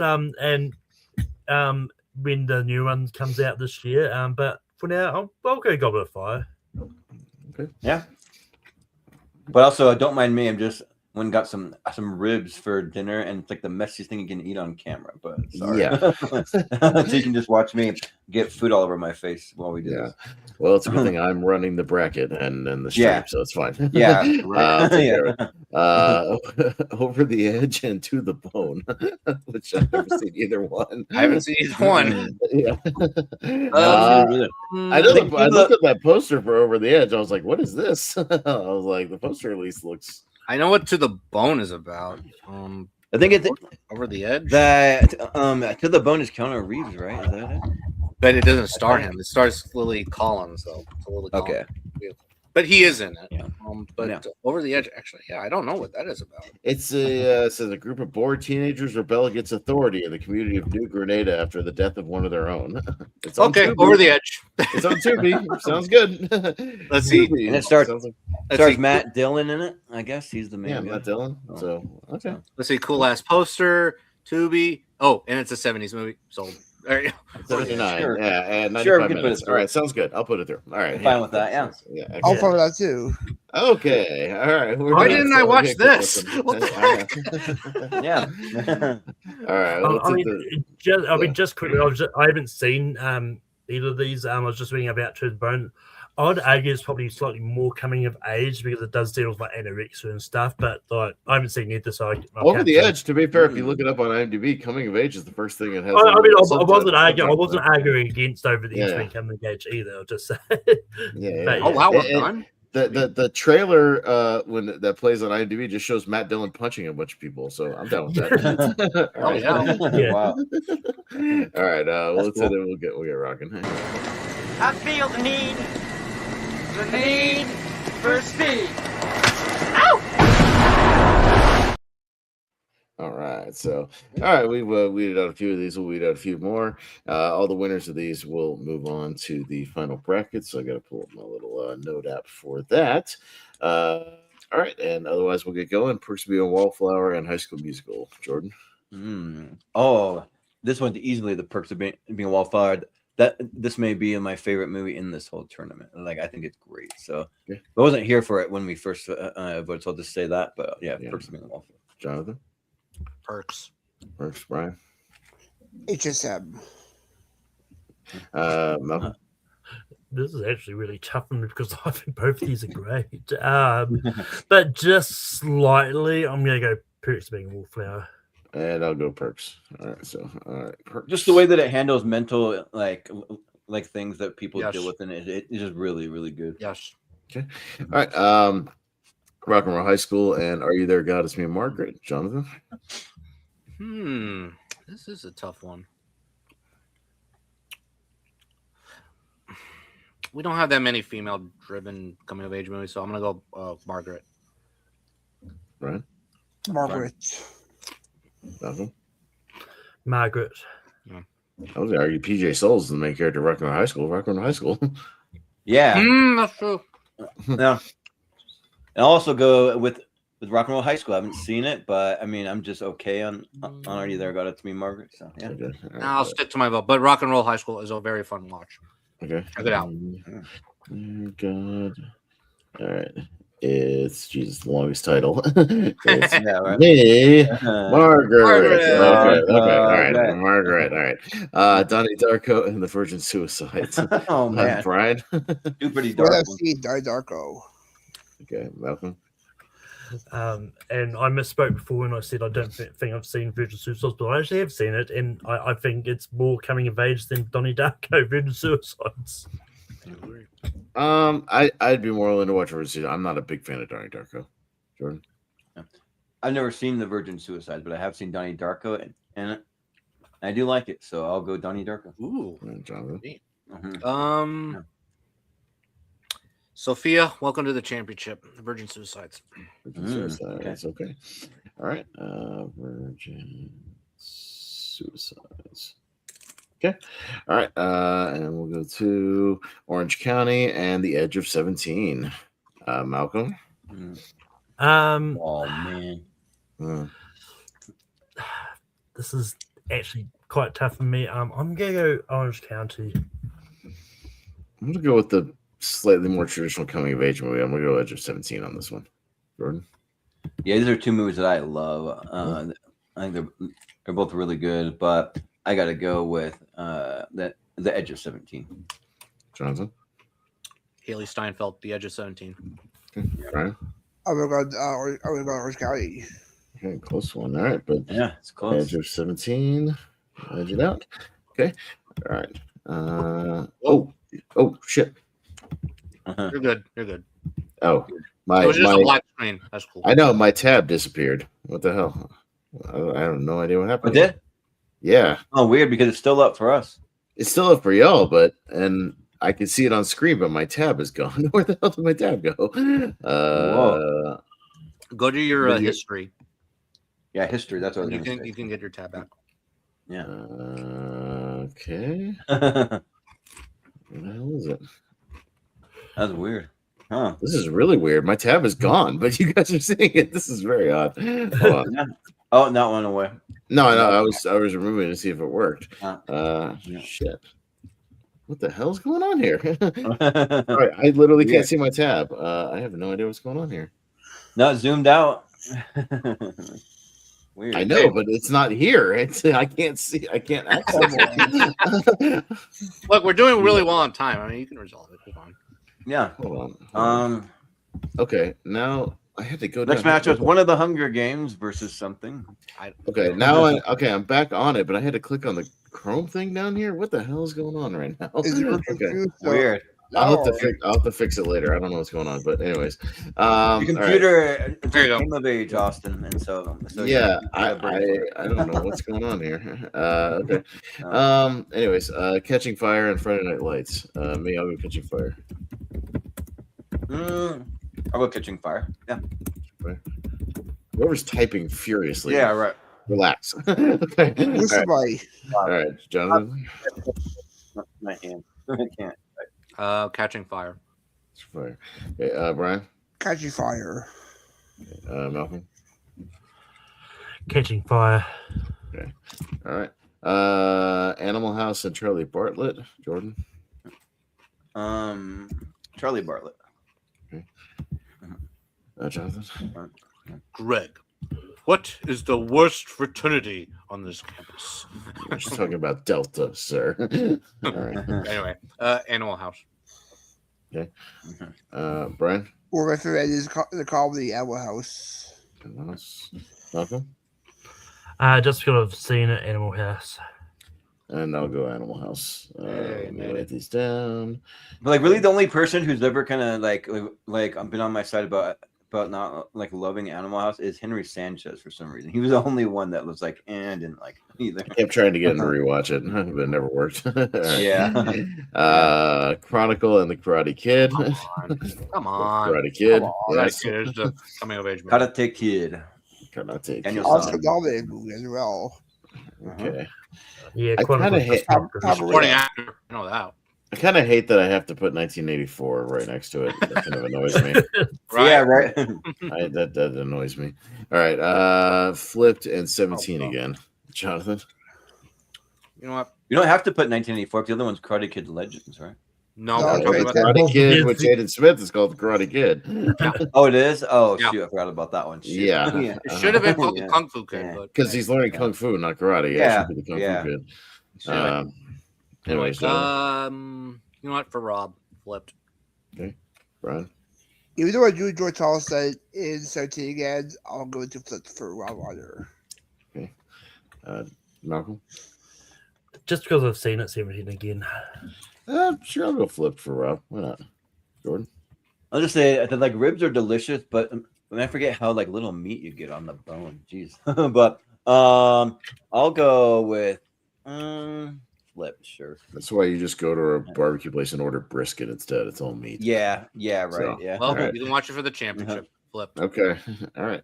On the other side, we'll go Last American Virgin and Almost Famous. Given the fact that none of us have seen the Virgin, we'll go Almost Famous, right? Correct? Yeah. Okay. Yeah, That sounds good.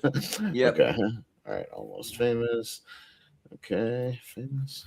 All right. Princess Diaries and Scream. It's fun for the whole family, baby. It is. Yeah. So for Diaries, because working with age. Yeah. I mean, I would have gone Scream. I don't like. I Princess think so. Diaries. I would have gone Princess Diaries Yeah. because I like She's that. becoming actually, if you think about it, she's becoming an adult. She's learning to become an Yes. adult because she has to Literally be the a whole movie. princess, and then later. Sydney's kind of coming of age, not the rest of them, but She's coming of age to lose her virginity. Yeah, I'm True, that's true. Brian's, Yeah. that's true, but Yeah. Princess Diaries. Okay. Jawbreaker and A Nightmare on Elm Street. Um, I'm gonna take y'all's word for it for Jawbreaker. I don't know. Yeah, I'll I go don't know. Jawbreaker. I would have Sure. gone A Nightmare on Elm Street, but I don't know. because Jawbreaker's just fine. I'll go I haven't seen it. Jawbreaker. It's fine. Yeah. All right. Weed these out. Halloween 4. Can't hardly wait. Can't hardly wait It's this more- time. That one's Yeah. clear. Yeah, can't hardly wait. We'll go through that. Yeah. And then what do we got? Spider-Man: Homecoming and Happy Death Day. Okay, Brian, we'll go with this one. For the more coming of age aspect, it's the Homecoming. Malcolm? Yeah, Spider-Man: Homecoming. Yeah, I'll go Spider-Man: Homecoming for this one. Yeah, it's kind of a coming-of-age superhero movie. But I missed the last match. What did Spider-Man Homecoming go up against? What is that? Unpregnant. Unpregnant. Oh, okay. Okay, I've never seen that. So, Yeah. Yeah. But Spider-Man Homecoming, yeah. Okay, Jonathan. Sweep. Spider-Man. Spider-Man. All right. Yeah. Okay. Footloose and Bridge of Terabithia. Malcolm. I'm not that on Bivy, but I think Footloose is fantastic. Footloose. I'll go Footloose, Jordan. Yeah, let's break out your Sunday shoes. Let's go Footloose. Jonathan. Love the soundtrack. Man on the movie. Bridge to Terabithia. Okay. Brian. I'll go with Terabithia as well. Okay, close one, but Footloose. 16 Candles and Say Anything. Me, I'll go 16 Candles. Jordan. Yeah, I've got 16 Candles. Jonathan. You know what? Molly Ringwald. 16 Candles. Yeah. She has a fun part, not another teen movie when you watch it. Oh, yeah? Oh, nice. Yeah. I think it's also John Hughes matchup. I'll go 16 Candles. Say Anything is not John Hughes. No? It's Cameron Crowe. Oh, No. okay. Oh, yeah. Yeah, Cameron Crowe. No. Malcolm. Say Anything. Okay. 16 Candles. Okay. What's Okay, the John Hughes movie one? Goblet of Fire and Over the Edge.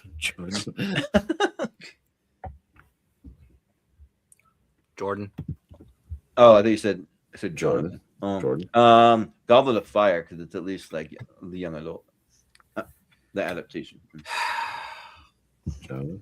As much as I want to put the 70s coming of age movie through, fuck it, Over the Edge. Fuck it. Brian. Goblet of Fire. Malcolm. I mean, I'll take your word for that. Over the Edge is coming of age. I just haven't seen it. Goblet of Fire. Yeah. All right. That's what it says on IMDb, so I'm at least going Yeah. I mean, it says that on Wikipedia Yeah. too. It's Yeah. All right. Hey, Harry Potter. Hey, whatever. That's fine. I want to watch the movie. Yeah. Well, I think it seems like a Tubi movie. I think It's it was Tubi. on Tubi. So yeah, it sure feels like a Tubi movie. All right. Okay, so we got down to the Sweet 16. Let's go to the Elite Eight. Perks, Being Wallflower, and Are You There, God? Jonathan. Perks. Perks. Brian. Margaret. Malcolm. Margaret.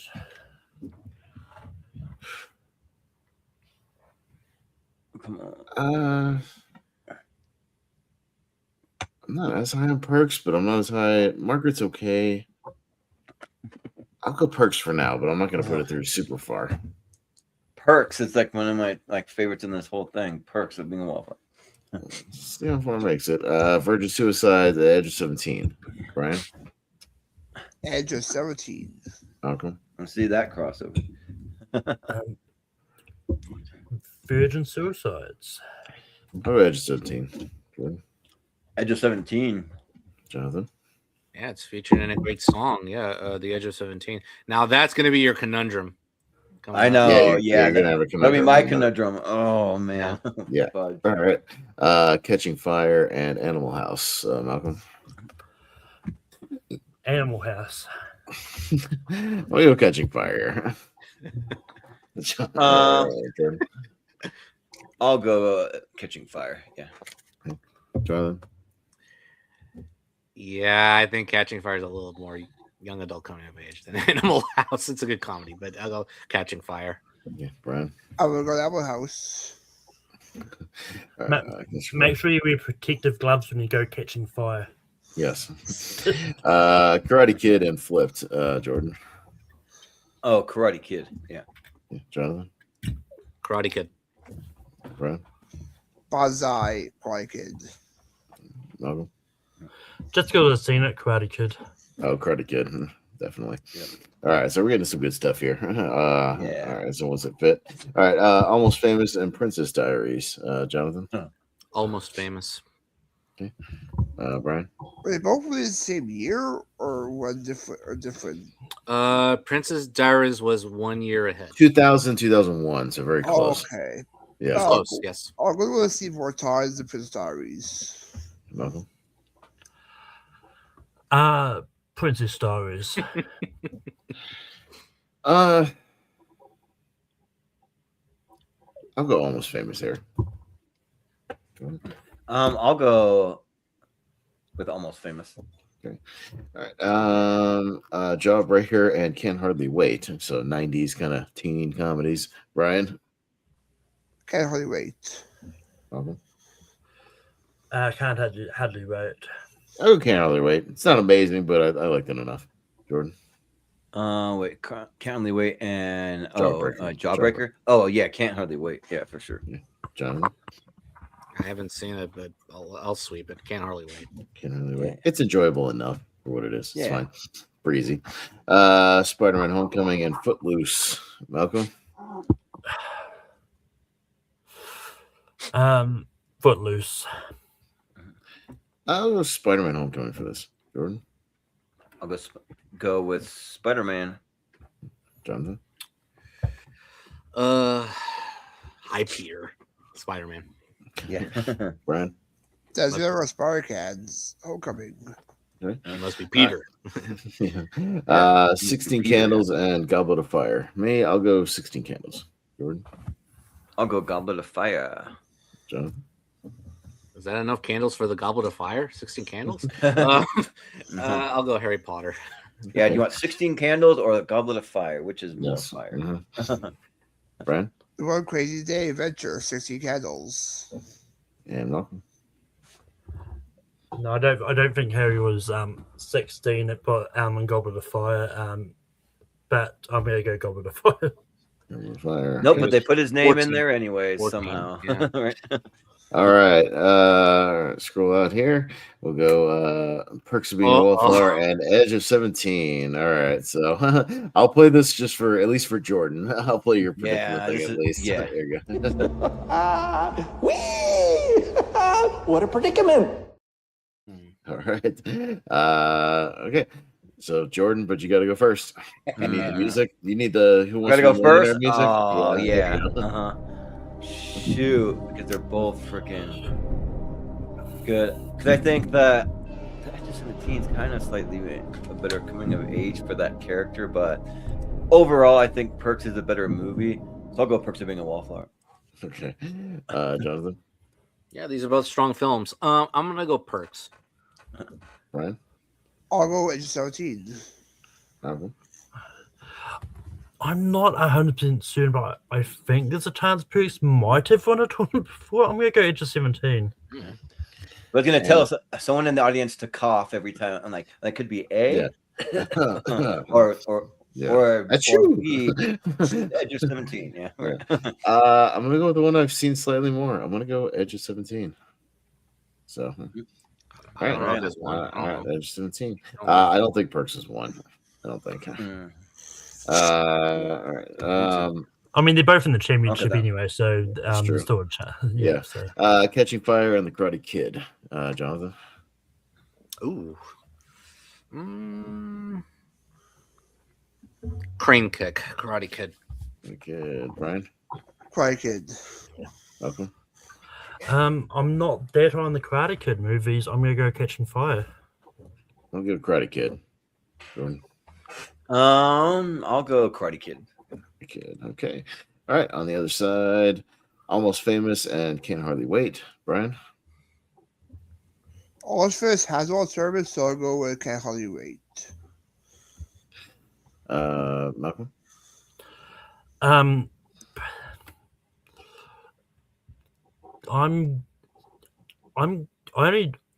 like Can't Hardly Wait. I'm gonna go Almost Famous. For now, I'll go Almost Famous. Jordan? I'll go Can't Hardly Wait. Jonathan? The one I have seen, Almost Famous. Almost Famous. Ooh, Okay. okay. All right. Spider-Man Homecoming and Goblet of Fire. Malcolm?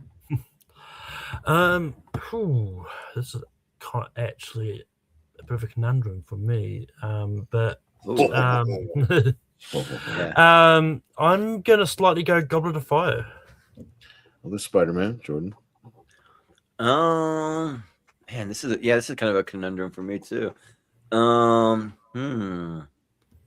think I'll go Goblet of Fire here. Jonathan?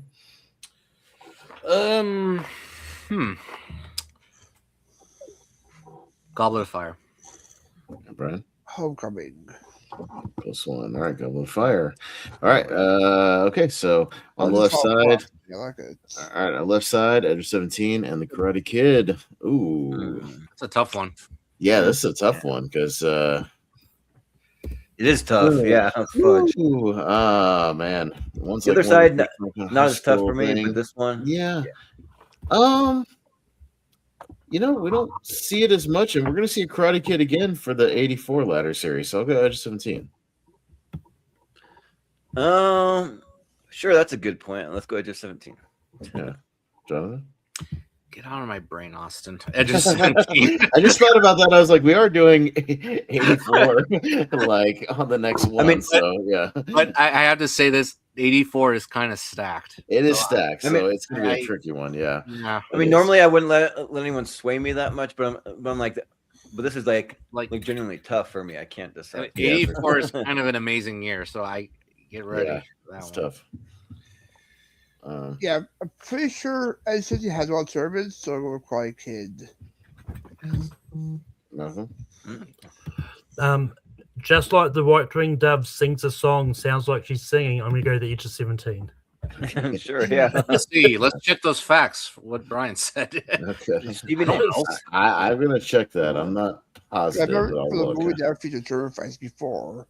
I don't Maybe. know if it has. I'm feel gonna like it look and has, see. I'll let you. We'll see what happens. But Jordan, Almost Famous and Goblet of Fire. This one's easy. Goblet of Fire. Jonathan. I love Almost Famous. I'm gonna give Goblet of Fire a chance. Goblet of Fire. Yeah. Okay. Brian. Goblet of Fire. Okay. Malcolm. I'm gonna go Goblet of Fire. Sure, why not? I'm not over enthusiastic. Goblet of Fire. Sure. Okay. All right. So we'll start with Jonathan, Edge of 17, and Goblet of Fire. Okay. Here's my conundrum for this one because Brian, your comment is in my head now. I never did determine never exactly. Edge of 17. Yeah, we don't see it here as often too. You're kind of going underwater, by the way. Yeah. Oh, sorry. Yeah.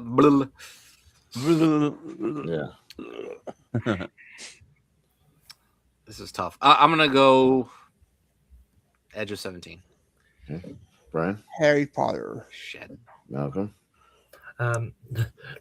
If Harry Potter was at 16, he definitely wasn't on the Edge of 17. But Yeah.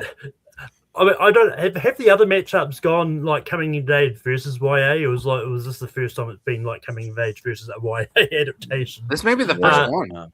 Yeah. Yeah. Right. I do like Goblet of Fire, but we don't.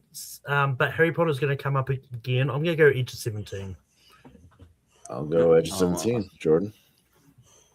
Yeah, so this is like almost one of my favorite books of all time, but we're talking the movie. And The Edge of 17 has almost become almost like a comfort movie to me because I used to have it in a stack of like movies I would watch on like repeat sitting next to me here. But I've since put it away because I don't keep all my physical media on display. I put it in like all the discs and binders and stuff. But so I think I'll go Edge of 17 though. All right, Edge of 17 takes the coming of Oh, age tonight, and your and winner. your 72nd original unique winner, Edge of 17, Go. Yeah. on a tournament of movies never on tournament fights, but way back then. Since then, we have 319 unique winners. So this is a two-time winner. Wow. So Edge of Two-time 17 winner. is now a two-time winner. Oh! Yes. So there Movies you never on go. tournament fights. It won that. Yes, It won it has. that way back when. Yeah, we did a never on tournament fights thing. So, and this was even before Jordan the ladder series, so it hadn't even made it on the ladder series yet. So that's Should've won the Karate idea. Kid. So Yeah. I didn't even think about that as well. So yeah. Damn. Mhm. so almost. Wait. So we're how many unique winners now are we at? I have 319 unique winners as of right now. Okay. Yes. Yeah. How did we Yeah. screw that up? Oh my god. Way more than I thought. Okay. Yeah. But Yeah. that was cool. See, we should have listened to Brian. See? Yeah. Well, I wasn't around then, so I should. Yeah. No. I mean, have any of the Karate Kids won a tournament? Karate Kid Part 2. You're right. Karate Kid 2 won one. Yeah. Uh-huh. Yeah. Yeah, sorry, Jonathan. You went around 200 and something episodes Nope. ago. You weren't around the days where we had like 19 subscribers and like barely anybody watching. We were doing Yeah, tournaments right? like this. Yeah, and I was Yeah. on my tablet on my couch on the other side of the house. It was like Yeah, right. Yeah, all kinds of stuff going on. Yeah, we come I was all in a this whole stuff. different configuration where like I was closer to the screen and not like Yeah. like zoom back like this. Eh. Yeah. You might have even been still married with your girl interrupting shows. So Probably, yeah. yelling Back at in you those those days. days. Yeah. Those days, yeah. Well, Me- it's a me to go to shame, sleep, but yeah. hey, Edge of 17 is really good too. Yeah. Yeah, so yeah, but that was a fun time. So we got 3 of 4. We got one more down and a championship to go, or one more to go and a championship. So yeah, but yeah, that'll do it. So we'll just call it good there, and we'll do some plugs. So we'll go to Jonathan. What do you got going on? Yeah, this was a fast tournament. Mhm. So you can find me on social media platforms on Twitter, Instagram, Letterboxd, Blue Sky, and Threads, at different variations of Cynic Hero. Instagram, I'm hosting a romantic novel adaptation tournament in honor of Wuthering Heights. So, yeah, I heard it's not really a Valentine's movie, so hey, okay, it's gonna do well. And then the next tournament, About really terrible people, apparently. hey, okay, hey, maybe I will see it anyway. But then the next one, boy, I think it's what is my next one? Oh, you're gonna like this one, Austin. So my next tournament, movies about infidelity. Oh, God. So a bunch of those like 90s trash thrillers. Yeah. Yes, All right. Fair enough. because there's a Okay. movie coming out called Dreams, and it does have to do with infidelity. So you'll see those. You'll see Fatal Attraction, and Yeah. but that's gonna be fun. So that will be my next tournament, and then there'll probably be an Oscars one next down the line. And that wraps it up for me, I think, for February on the Movie Hero Network. So you could find me in March. Actually, I'll be on a lot of shows in March, 85 and 84, and also in that week with Rhonda and Austin. So yeah, totally. and that's it. Mm-hmm.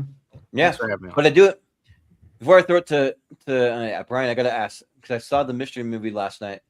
Have you ever heard of so it was a movie based on a Canadian TV series called Nirvana, the band, the show. Have you ever heard of that? I have not heard of it. I've heard of it, actually. Okay, yeah. So the movie was actually kind of good. It was like a like sort of like when like a TV show like right at the end of its run like does a movie right after, and like it had a lot of Back to the Future vibes and some time travel stuff going on, but they just kind of did that as far they just wrote that, and it's not what the show is, but they just wrote it in for the movie, and it was actually pretty good. So, anyways, I know Wolfman has seen it last year at a festival. I never mentioned about that.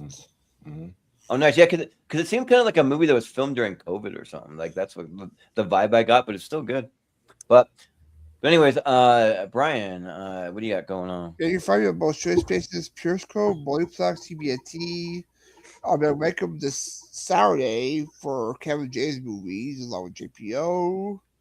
Tomorrow night I'll be on J. Kevin Shoutout talk some Happy Gilmore review of him and JPO as well.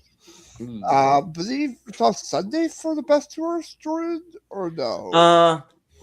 Maybe we gotta confirm with some more people because we haven't totally confirmed it yet. So so maybe we'll see. And not sure which tournament or tier rank are on next. Maybe Jordan mentioned it. I think it's a tier ranker. I think, if I'm not mistaken. I'll let you know. I gotta look through it. Yeah, I think yeah, the tier ranker, the movies A through F, the like semifinal one, that one. Yeah. So, thank you. So yeah, but Malcolm, where can we find you? You can find me on Tape Productions as I host Rankin every week. This week it's going to be on Saturday, and we're going to be doing the really tough job of ranking Kevin James movies. So it's going to be interesting. Yeah. So obviously it's a happy medicine thing. I've got JPO and Brian. I had chat on there. Hitch for the win. Hitch. But you can also find me on my personal channel, Mouse Media, and I host Spare from the Past. Eventually, I hope to do the episode on TNA Final Resolution from December 2008. It was going to be this week, but then scheduling happened because I was going to get Jacob on, and it couldn't happen. So, believe it or not, try to find someone else, or it just I spin the wheel again. I don't know, but it'll eventually be coming back at some stage. I don't know when. But you can find me popping up on Movie Hero Network. It's going to be a while before you see me again. I think next time I am on is the 1985 Ladder series, just because it's my birth year, and I've already said to Jordan, like, I have to be on there because it's my birth year. Yeah. Mm-hmm. Same here. It's mine too, so I got to be on it. But but of course, it's my channel. So, yeah. But and Austin, what do you got going on? Yeah, no, just a few last minute things before I'll be on vacation next week, so I won't even be here Friday. I'll be traveling to Florida on Friday, so then we'll be as we're getting ready to leave. So I'm still gonna make the bracket for Jordan. So whoever's gonna co-host with him that night, I don't know. we'll figure it out. But I'm gonna send everything to him. I already set up that stream, by the way, so it's the stream's ready. Just gonna make the bracket and I'll send it to you. And I saw that. Yeah. So it'll be easy to go. But we'll be doing a last minute wheel of movies this week for Catherine O'Hara before I head out, and we're going to do Best in Show, the Christopher Guest mockumentary, which I was started rewatching today. That movie's really damn funny. Like, I haven't even gotten to the dog show yet stuff with Miller, and like the setup stuff is really funny with all the characters. So it holds up on their way to the dog show. It's good. Yeah. Yeah, it's a lot of fun. Oh my god, the Catherine O'Hara Eugene Levy stuff with their relationship is hilarious. It's really, really funny. Eugene Levy's like goofy, his like goofy teeth he's wearing that thing. Oh gosh, you know, it's very, very funny. He used to be handsome back in the day. Yeah. I was a bit of a Casanova in my day. So it's very funny. So we're gonna do that just to go off the little beaten path for Catherine O'Hara. So we're gonna do that, and we'll do one more Lonely Marks before I get out of here. Talk some wrestling, and then I'm out of town, so it'll be all you guys next week. Yeah. Well, cool. And like some of you say, you might not be on for a while. I might need to recruit some people because I'm a little late getting the schedules out. So we'll see. We'll just figure it out. But because we do have quite a few that I need people on, which my plan is to get the Patreon schedule up for sure, no matter what, either tomorrow or Thursday, because I'm going to try to do it tomorrow. if I end up getting too busy, I will stay up as late as it takes on Thursday, and I will make sure that it gets out there. So yeah. So I'm guaranteeing it to be up. So yeah, just watch for that because my next 2 days are pretty dead. So yeah, and then you can find us on all the social medias at Movie Hero 2121 and Jordan 83616. And if you're not subscribed, definitely hit the subscribe button. I've been doing all the recruiting I can possibly get. I got us up to 404 subscribers now officially. So that means that we only have 96 before we can get monetized. Because YouTube over the last couple of years kind of like lowered the requirements for getting monetized, which I appreciate. And yeah, so if you're already subscribed, then share it out with somebody who is not subscribed. Make sure that they do, because that really helps us. And we appreciate it. That's the biggest way that you can help us out. You can also go to our Patreon, which there'll be something new up there in the next day or two that you can get 5 months or a 5-month early look at the upcoming schedule if you want to be on the show.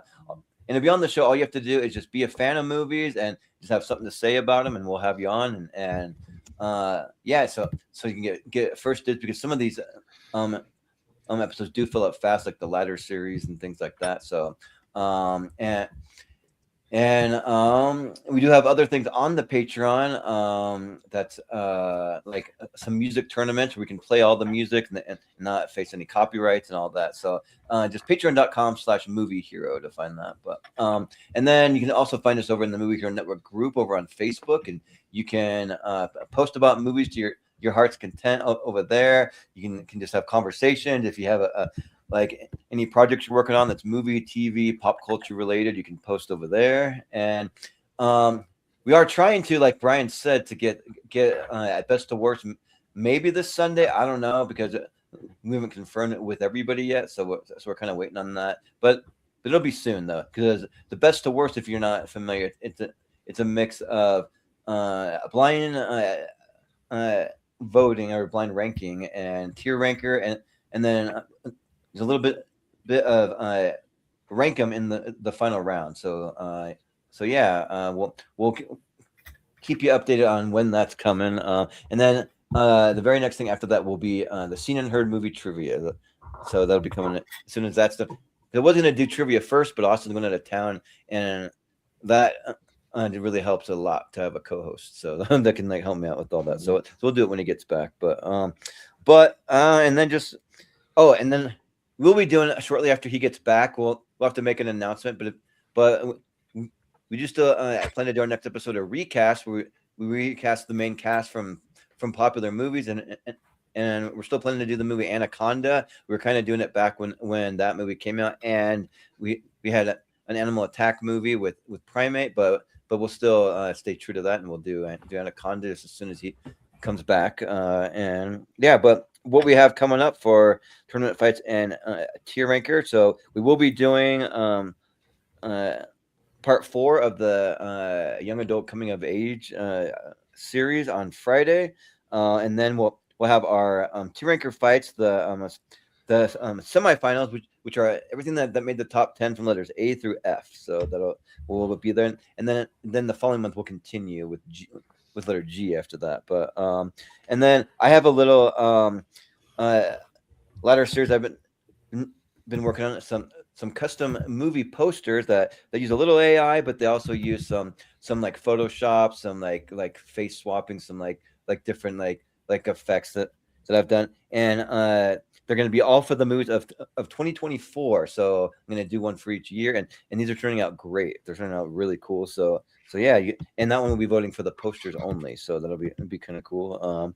And then and hopefully for that one it'll be a pretty quick and like breezy one. We can just fly through it fast. But and then we'll have a movie hero mystery tournament. So that following Tuesday, that will be where we spin the wheel 64 times of all of our favorite movies and some wild cards, and whatever the first 64 movies to pop out will be in a big mystery a tournament. So I've got that coming up, and I usually try to do one every month, but some month I can't always fit one in, but I was able to this month. So and then the championship for this whole series will be at the end of the month on February 27th. Then we get into our just regular ladder series, which will be the movies of 1985 and 1984. So that'll be getting back to our just regularly scheduled ladder series. And then our next series we're doing it for the mystery series next month. We'll be doing movies based on a true story. So we'll have a whole entire series of all of those coming up the same way we've done the coming of age young adult stuff. And then we will be getting at the end of the month to the week of Austin and Rhonda, because we'll be doing Austin's girl Rhonda's top 64 movies. So we got that on the schedule. Then we have Austin's birthday episode. That's the like muscles and machismo one he wants to do for his birthday. So we got that on there. So look forward to that. And then we will be, let's see, we'll be getting to just a couple last ones, and I'll wrap it up. But we are going to be doing a tier ranker for the best comedy TV shows. So we can get into some TV just a little more. We do like to dip our toe into TV from time to time. And we also have Malcolm's birthday episode, which he hasn't said what he wants to do this year. Sometimes he likes to keep it a little surprise, and that's fine. And then the last one, I'll just say Malcolm wants to. You want to say? Yeah. Go for it if you want to say. I actually did tell you at one point. I'm not going to tell you the concept. It's called Malcolm's Mystery Wrestling Tournament. Okay. It's going to be wrestling related. That's all I'm saying. Then I'll put that down. Yeah. Malcolm's Mystery Wrestling Tournament. Cool. More muscles. Yeah, right. Yeah, more muscles, more machismo. And then just to go along with the comedy tier ranker, we're going to do a best non-comedy TV characters of all time. So I forgot to mention they're going to be TV characters. So that's why for that we pretty much have to do a tier ranker. There's no way to fit that many TV characters into a tournament, and we're just going to take like the most popular ones. So I'm going to consult a bunch of lists, and we'll just do like the top, maybe like 200 or like 250, something like that. I mean, we'll talk about it off screen how we're going to go about doing that. But yeah, but that'll be it. So that's what we have coming up, and we'll call it good there. And we will say for Jonathan Caro, for Brian Nussbaum, for Malcolm Lay, for Austin Pez Howell, I've been Jordan, the movie hero Anderson, and we will see you next time. Hey. Busy. I don't want to take up a ton of your time, but I'm going to kill myself. I just thought that an adult should know. Wow. Well, actually, I was writing my own suicide note just now. I have 32 fleeting minutes of happiness during lunch, which has been eaten up again and again by the same especially badly dressed student. And I finally thought I would rather have the dark nothingness. There are two types of people in the world. The people who naturally excel at life. Golden boy. What's up? And the people who hope all those people die in a big explosion. Look at that stupid shirt my brother's wearing. When I was 13, it was clear which side of the equation I was on. But that's what best friends are for. Nick is like right there. God, Juby made him so hot. And I had Krista. Oh my God! My brother? Seriously? I can't help how I feel. You turn into a completely different person. Why don't you try being positive? I'm gonna write down the next thing you're gonna say. I'm not playing your little games, Nadine. Congratulations. You have all the answers, don't you? No, which is why I wish I had a mother who would notice. When I was younger, what did I do to make such a perfect kid, huh? You having a problem today, Nadine? Several. I don't really have any friends at the moment. Help me if you can. Life isn't fair sometimes, Nadine, okay? You gotta get over it. Don't be awkward. Socialize. Life's about taking risks. Don't be afraid to put yourself out there. Nick, I like you. I want you to put your mouth on my tits. We can do it in the Petland stockroom. I can't send this. No. Oh my God, no. Oh.